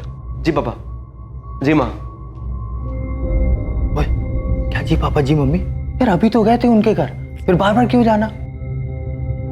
और वैसे भी जिसकी मौत का दुख ही ना हो उसके घर जाके भाई मुझसे ना दुखी होने की एक्टिंग नहीं हो पाए। विदिक जाना तो पड़ेगा, पर वहां जाके कुछ गड़बड़ मत करना।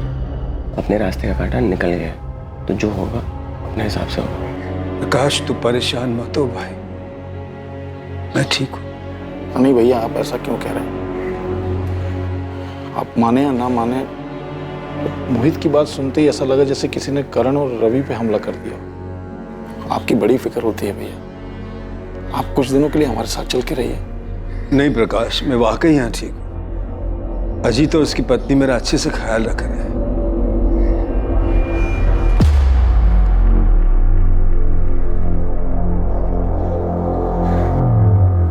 क्या रे चमचे, आजकल ज्यादा मस्का लगा रहा बुड्ढे को, क्या बात है? जमीन जायदाद के लिए भाइयों के बीच झगड़े कोई नई बात नहीं है। पत्थर की इमारतों के आगे रिश्तों का कद अक्सर छोटा पड़ जाता है। कागज के नोटों के वजन के नीचे दबकर भावनाएं दम तोड़ देती है और ऐसे माहौल में पनपता है जुर्म। क्या मोहित की मौत के पीछे भी यही वजह थी? क्या बादल की मौत महज एक कोलैटरल डैमेज थी और क्या असली टारगेट मोहित ही था? क्या है प्रकाश, ऐसा क्या बोलना चाहते हो जो सबको इकट्ठा बुला लिया? बात क्या है?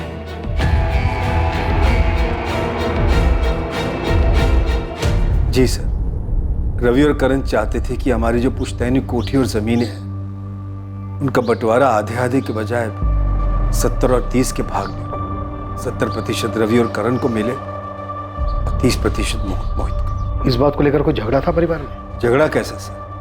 अगर बंटवारे में एक भाई को थोड़ा सा ज्यादा मिल जाए तो आखिरकार जमीन और जायदाद घर में ही तो रहती है। और रही बात रवि और करण की सर, तो मोहित का उनके साथ भाई का रिश्ता था। पर रवि और करण ये ऐसा कोई रिश्ता मानते नहीं थे सर, और मोहित ये बात बखूबी जानता था, इसीलिए वो ये 70 और 30 वाले बंटवारे के खिलाफ था। भैया हम सोच रहे थे कि कोठी और जमीन बेच के जो भी पैसा आया उसका 70-30 के हिसाब से बंटवारा कर लेते हैं। हिस्सा तो आधा आधा ही होगा चाचा जी, मतलब 50-50। किस बात का 50-50? यहाँ सारी देखरेख हम लोग करते हैं, खून पसीना हमारा बहता है। और वैसे भी आपकी इतनी सारी प्रॉपर्टीज है बड़े पापा, पुश्तैनी जायदाद में थोड़ा कम मिल जाए तो क्या दिक्कत है? हाँ प्रॉपर्टीज है तो जलन हो रही है। ए मोहित, औकात में रह, समझा? जब बड़े पापा कुछ नहीं बोल रहे बीच में तू क्यों उचक रहा है? और बड़े पापा आप ही बताइए, बड़ी माँ के गुजरने के बाद आप सब कुछ छोड़ छाड़ कर चले गए बिना बुआ के पास रहने के लिए। उस समय हमारे पापा ने सब कुछ किया, जमीन की देखरेख, कोठी की मरम्मत, खेती बाड़ी, सब कुछ।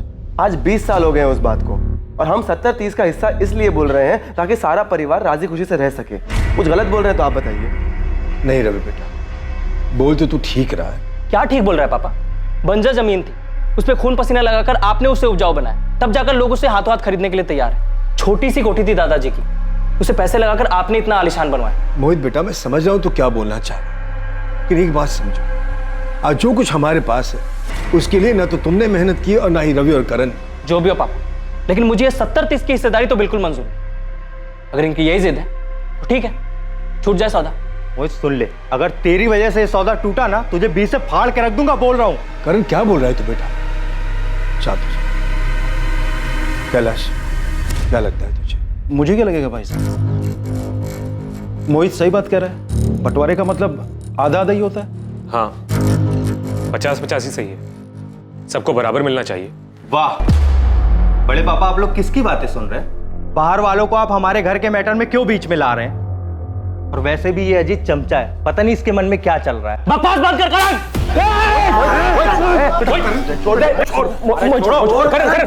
आप कहना चाहते हैं कि रवि और करण उन्होंने मारा मोहित को क्योंकि मोहित की वजह से कोठी की डील नहीं हुई थी? पॉसिबल है बलराज जी, कोई बड़ा बायर मिला हो, मोहित की जिद के आगे डील कैंसिल हो गई हो, गुस्सा आया हो रवि करण को इस बात पर। आप ही बताइए, क्या वो दोनों ऐसा कर सकते हैं?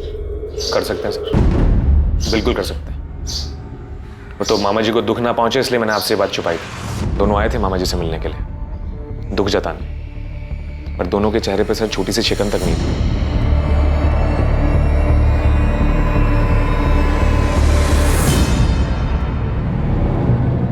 कहाँ हो आप? पुलिस रवि और करण को पकड़ कर ले गई है। उन्हें शक है मोहित को करण और रवि ने मारा है। किसने कहा ये पुलिस से? और कौन कहेगा? आपके परम पूज्य भाई ने ही बोला होगा। उनका बेटा तो नहीं रहा, उसका बदला हमारे बेटों से लेना है उनको। तो फिक्र मत कर, पुलिस को 10 मिनट में छोड़ना पड़ेगा हमारे रवि और करण को। मैं अभी वकील से बात करता हूँ।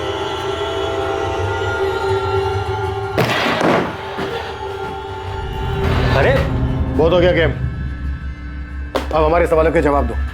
कितने रुपयों का सवाल है सर? और लाइफलाइन कितनी है सर? 1 लाइफलाइन तो तुम दोनों ले ही चुके हो, अपने चचेरे भाई मोहित की। और रवि, तुमने तो मोहित को जान से मारने की धमकी भी दी थी। अरे क्यों इल्जाम लगाते हैं सर? मैंने तो उसे सिर्फ सलाह दी थी कि दूसरों के रास्ते में टांग अड़ाने से टांग टूट भी सकती है। अगर ये सलाह है तुम्हारी तो फिर धमकी कैसी होती? हे इंस्पेक्टर, हम तुम्हारी वर्दी उतरवा देंगे।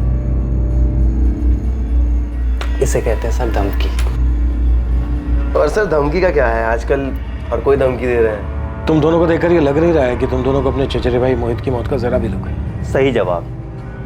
नहीं है बिल्कुल भी दुख, लेकिन इसका मतलब ये नहीं है कि मोहित को हमने मारा। हर कातिल शुरू में ऐसा ही बोलता है, लेकिन जब हम सबूत रखते हैं ना सामने तो उसकी बोलती बंद हो जाती है। दिखाइए सर सबूत। आपने हमारे फोन रिकॉर्ड चेक किए? फोन लोकेशन पे कुछ मिला आपको, कोई संदिग्ध नंबर या कुछ? पूरी तैयारी करके आए हो? अच्छी खासी जानकारी है पुलिस इन्वेस्टिगेशन के बारे में? क्या है ना सर, हम क्राइम पेट्रोल बहुत देखते हैं। कॉमेडी भी अच्छी कर लेते हैं। कोई जरूरत नहीं इनके सवालों का जवाब देने की। और इंस्पेक्टर साहब, आपके पास अरेस्ट वारंट है इनका?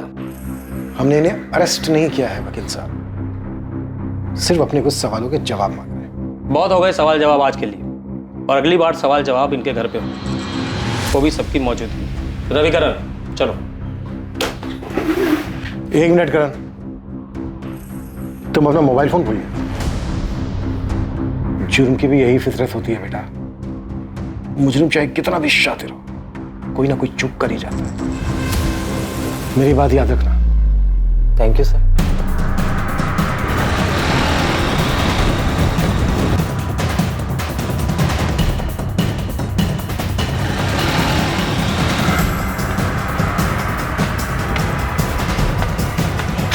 वही रुक जा, हाथ ऊपर।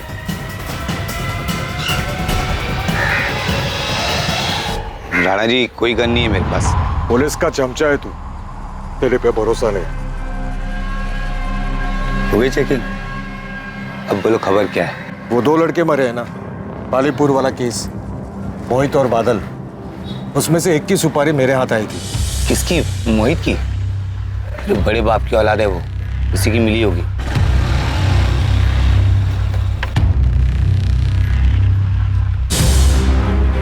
बाकी पैसा काम हो जाने के बाद। किसका टिकट काटना है? आसान शिकार है। हर महीने की 15 तारीख को अपने घर और खेत का सामान लेने जबलपुर जाता है। इस बार भी जाएगा, लेकिन वापस नहीं आना चाहिए।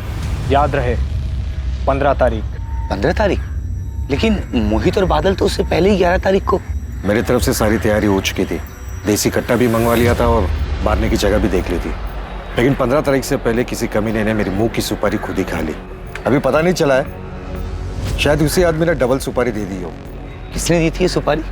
नाम क्या है उसका? उमेश ठाकुर। उमेश ठाकुर? ये तो नाम भी नहीं पता मुझे नहीं मालूम कौन है ये। सर, उमेश ठाकुर प्रीति ठाकुर का भाई है। बादल और प्रीति एक दूसरे से प्यार करते थे। वो दोनों स्कूल टाइम से साथ में थे, लेकिन मुझे पिछले साल ही पता चला।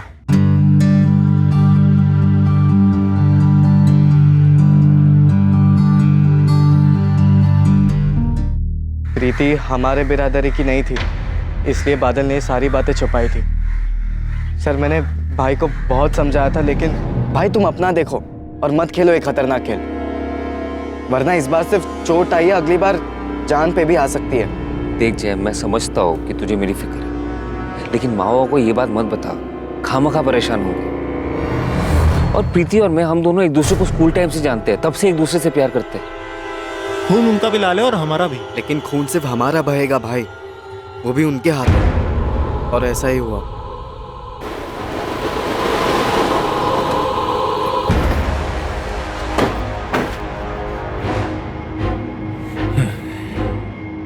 साले, कितनी बार समझाऊं तुझे, मेरी बहन से दूर रह, उसकी शादी तय हो गई है। समझ में नहीं आता तुझे? उपेश भैया, हम दोनों एक दूसरे से बहुत प्यार करते हैं। मैं तुझे प्यार से समझाने नहीं आया, इस बार समझ ले, वरना समझने के लिए जिंदा नहीं बचे।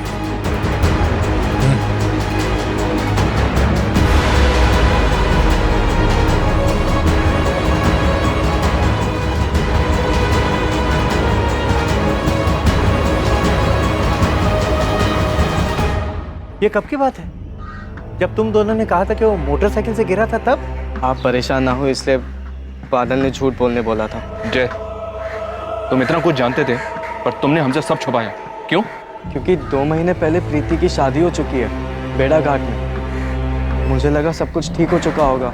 अगर सब कुछ ठीक हो गया था तो उमेश ने सुपारी क्यों दी? बादल और प्रीति प्यार करते थे? हमें नहीं पता सर। मोहित ने ऐसी किसी बात का जिक्र तक नहीं किया हमारे सामने। हम नहीं जानते प्रीति ठाकुर को।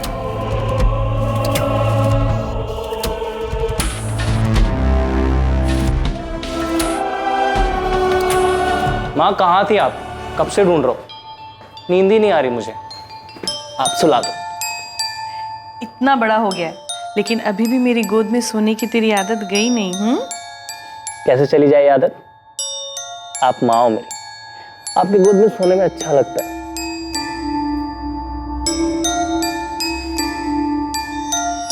अजीत, मोहित इधर है। मोहित, मैं कब से बाहर ढूंढ रहा हूँ।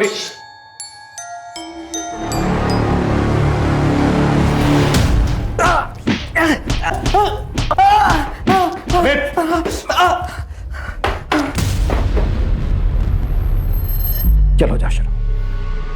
हाँ, मैं मिला था राणा से और बादल की सुपारी भी दी थी। तेरी बहन की तो बेड़ा घाट के किसी दीपक राजपूत से शादी हो चुकी थी, फिर क्यों दी थी बादल की सुपारी? क्योंकि वो कमीना शादी के बाद भी मेरी बहन के पीछे पड़ा था और मेरी बेशरम बहन भी उससे मिलने जाती थी। ये तो अच्छा हुआ कि उसके पति से पहले मुझे पता चल गया।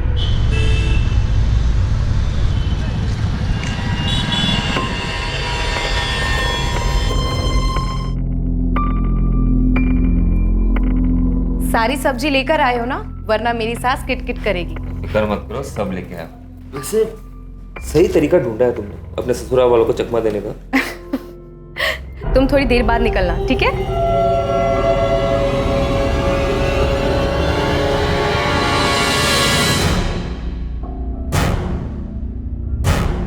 भैया मैं शर्म नहीं आती तुझे? तेरी शादी हो चुकी है। उमेश भैया, प्रीति को मत मारो। अब तू चुप कर साले, तुझे तो मैं जिंदा नहीं छोड़ूंगा। दोबारा उससे मिली ना तो भूल जाऊंगा तो मेरी बहन है। मिलूंगी। उस बादल ने पता नहीं क्या पट्टी बढ़ाई थी मेरी बहन। मेरी बहन बागी हो गई थी। अगर ये बगावत उसके पति को दिख जाती तो मेरी खानदान की इज्जत का क्या होता? मेरे पास एक ही रास्ता था और वही मैंने चुना। अगर तुझे ये लग रहा है कि तू कोई भी कहानी सुनाएगा हम उसे मान लेंगे तो गलत लग रहा है तुझे। जिस तरह शुरुआत तूने सच से की थी उसी तरह सच बता दे। किसे दी थी बादल की सुपारी? सर, मैंने कहा ना कि मेरी सुपारी से नहीं मरा वो। अमित,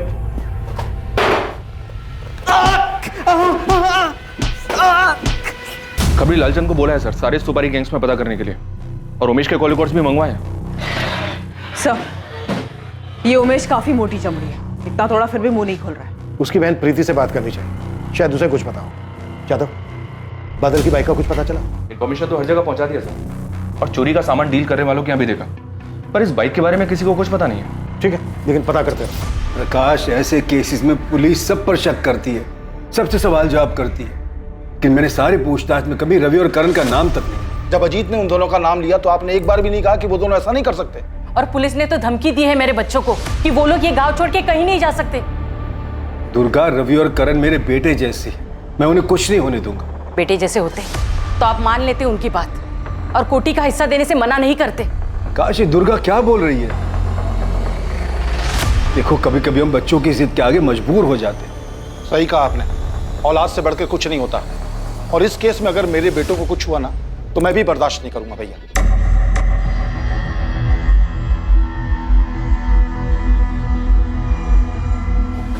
मैं बादल की अलमारी देख रहा था तो उसमें मोहित का कुछ सामान मिला।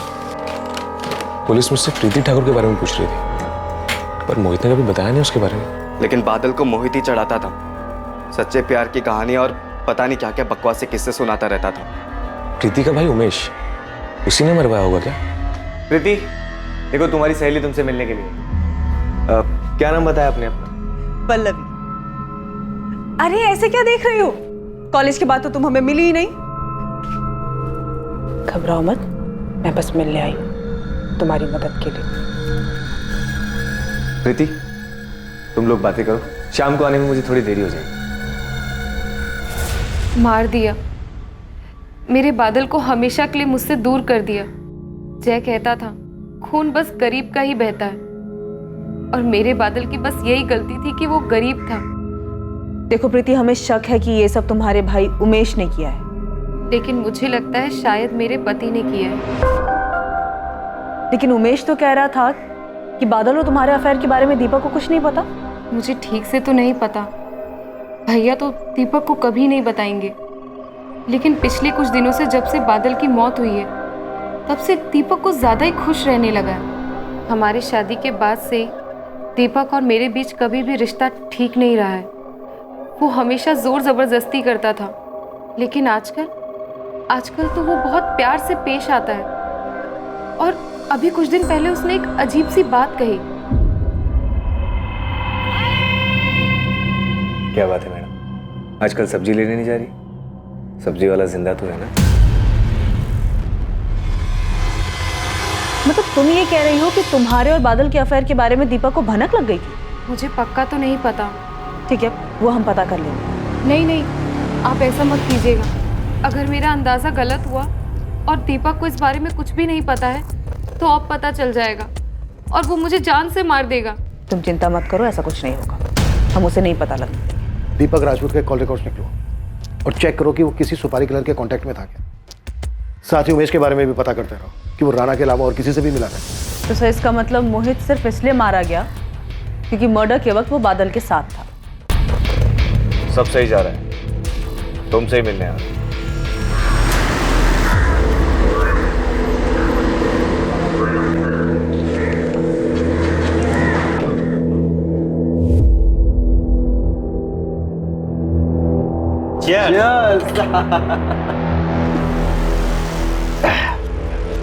यार दीपक, ये जमीन की डील एक बार फाइनल हो गई तो तीनों का तगड़ा फायदा होगा नहीं? और वैसे भी तेरा फायदा तो पहले ही हो चुका है। अबे तुम दोनों के तो दोनों हाथों में पहले से लड्डू है। अच्छा लगता है ना जब अपनी प्रॉपर्टी किसी दूसरे से शेयर ना करनी पड़े, हैं? बात तो सही कह रहा है। क्या दीपक की करण और रवि से दोस्ती है? हाँ साहब, अब पता चला है त्रिमूर्ति साथ मिलकर जमीन की कोई डील कर रहे हैं। डील तो हुई है इनके बीच, लेकिन किस चीज की ये खुद के निकालना पड़ेगा। शुरुआत से ही पुलिस इस असमंजस में थी कि मोहित और बादल में से असली टारगेट कौन था और कौन दूसरे के साथ मौजूद रहने की वजह से मारा गया था। लेकिन अब पुलिस के पास संदिग्धों के अलग अलग विकल्प मौजूद थे। किसी की बादल से दुश्मनी थी तो किसी की मोहित से, और अब यह संभावना भी नजर आ रही थी कि शायद दोनों के दुश्मनों ने मिलकर ही इस हत्याकांड को अंजाम दिया था। सर मुझे एक बात याद आ रही है, थोड़ी पुरानी है, कोई 7-8 महीने पहले की। किससे जुड़ी हुई है, मोहित या बादल? दोनों से ही। अरे यार कोई बात नहीं, मेरे में से ले ले। अरे नहीं तू खाना, मैं यही पास में ही तो है, लेके आता हूँ। ठीक है? अबे हाँ, जलेबी खाएगा? हाँ ले ले। भाई भाई लोगों को गरम गरम खिलाने का, समझा? गलती हो गई। देख के नहीं चल सकता, साला नया शर्ट खराब कर दिया। तमीज से बात करो ना भाई साहब, बोल तो रहा हूं गलती हो गई। अबे एक तो शर्ट खराब किया, ऊपर से मेरे मुंह लग रहा है। तू जानता नहीं तू मेरे को, हैं? जानता नहीं तू मेरे को? नया क्या तू, समझ में नहीं आता?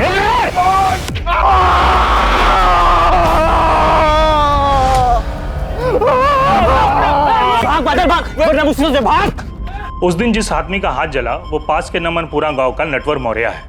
1 नंबर का गुंडा है सर। उस दिन उसका हाथ गलती से जला और उसके बाद जो उसने जानबूझकर किया वो बहुत ही गलत किया।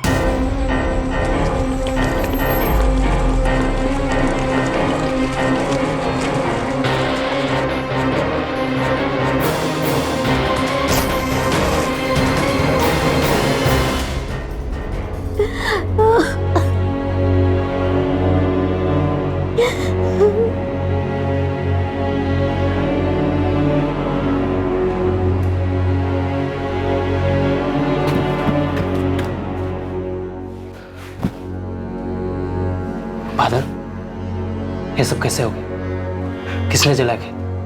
कमीने ने सब कुछ बर्बाद कर दिया है मेरा।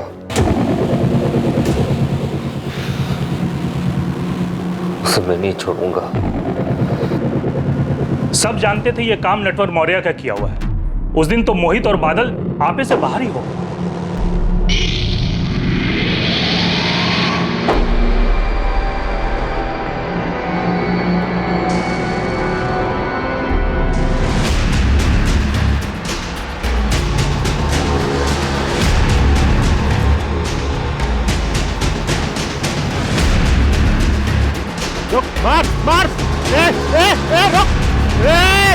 रुक जा।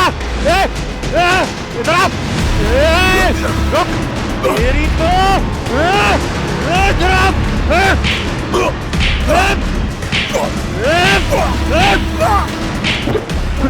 देखो तुम लोग गलत कर रहे हो। बादल, इस साले ने पूरा खेत जला दिया, एक बार भी नहीं सोचा। मार साले को, छोड़ना मत। नहीं बादल। पैर तोड़ साले का। नहीं मार। नहीं बादल। उस हमले में नटवर का पैर टूट गया। बादल का बदला तो पूरा हुआ सर, पर उसके बाद दोनों गांवों के बीच बहुत तनाव बढ़ गया। दोनों तरफ मारकाट की बातें होने लगी। फिर मैंने और नमनपुरा के सरपंच ने मिलकर सबको शांत किया। हम किसान हैं साहब, फसल जल गई थी हमारी, कैसे भूल सकते उस दिन को। अगर इतनी बड़ी बात थी तो हमसे छुपाई क्यों? गलती होगी सर, सब शांत हो गया था तो हमें भी ध्यान नहीं रहा कि नेटवर्क अब भी उस झगड़े का बदला ले सकता है। बदला वक्त के साथ और बढ़ता है जी। उसकी टांग टूटी, ऊपर से गुंडा वो, कैसे सोच लिया कि वो बाद में बदला नहीं लेगा। रवि और करण की मोहित से दुश्मनी थी, उमेश और दीपक की बादल से। तू चुप कर साले, तुझे तो मैं। फिर पता चला रवि, करण और दीपक दोस्त हैं। और अब ये नटवर मौर्य वाला एंगल सामने आया। इसकी तो अकेले की दुश्मनी थी इन दोनों मोहित और बादल से, ऊपर से क्रिमिनल भी है। मारपीट के केसेस दर्ज हैं इसके नाम पे। भाई भाई लोगों को गरम गरम खिलाने का, समझा? खिला अभी। ये एक ऐसा चक्रव्यूह है, इसमें जितना अंदर जा रहे हैं उतना ही फंसते जा रहे हैं। ये नटवर और उमेश दोनों ही नमनपुरा गांव के। उमेश तो जानता ही होगा इसको। चांसेस हैं कि उमेश ने ही नटवर को सुपारी दी होगी। नटवर की तो पहले से दुश्मनी थी मोहित और बादल से। मैं नहीं जानता कि ये नटवर का काम है या नहीं। मैं सिर्फ इतना जानता हूं कि मैंने कुछ नहीं किया।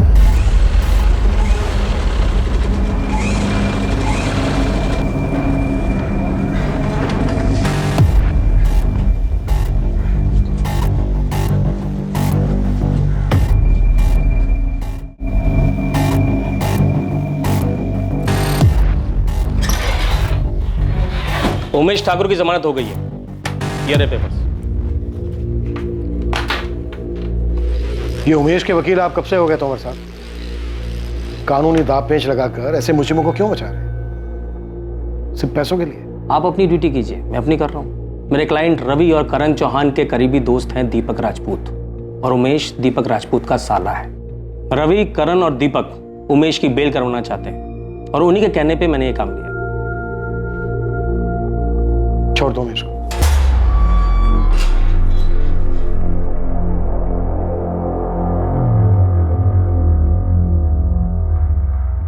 थैंक यू जीजा जी।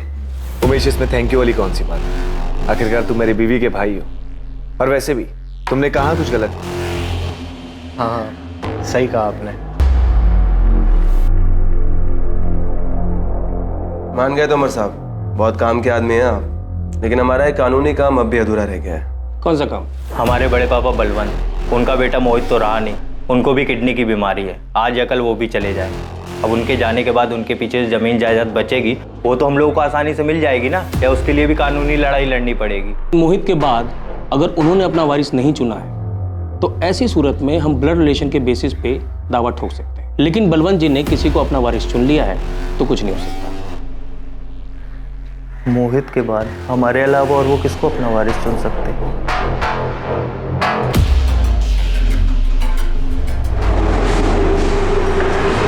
साहब, काम की खबर लाया। जबलपुर के 2 सुपारी किलर नंदू और रघु पिछले हफ्ते पालीपुर में दिखे थे। कहाँ से मिली खबर? पक्की है? बिल्कुल पक्की है साहब। वो गन सप्लायर है मदन चाचा, उन्हीं से मिलने आए थे दोनों। ये ले जाओ, विलायती सिस्टम है इसका, एकदम मक्खन चलेगा। कब गोली अंदर गई, कब आदमी सर पहुंचा, उसे भी नहीं पता चलेगा। वैसे इस बार कहाँ का शिकार है? यही पालीपुर में चाचा। 2 बकरे इस बार। गोली चलेगी ना तो आवाज आपको भी सुनाई देगी। नंदू और रघु बहुत पुराने सुपारी किलर हैं, 4 मर्डर कर चुके हैं। 6 हाफ मर्डर के केसेस चल रहे हैं। ये यहाँ पालीपुर में आए थे और हमें इस बात का पता तक नहीं चला। अगर ये दोनों यहाँ पर दिखे तो इसका मतलब यह है कि मोहित और बादल के मर्डर में इनका हाथ है, लेकिन इन दोनों को स्ट्रैप किया गया था। इसका मतलब यह है कि गन इस्तेमाल करने की शायद जरूरत ही नहीं पड़ी।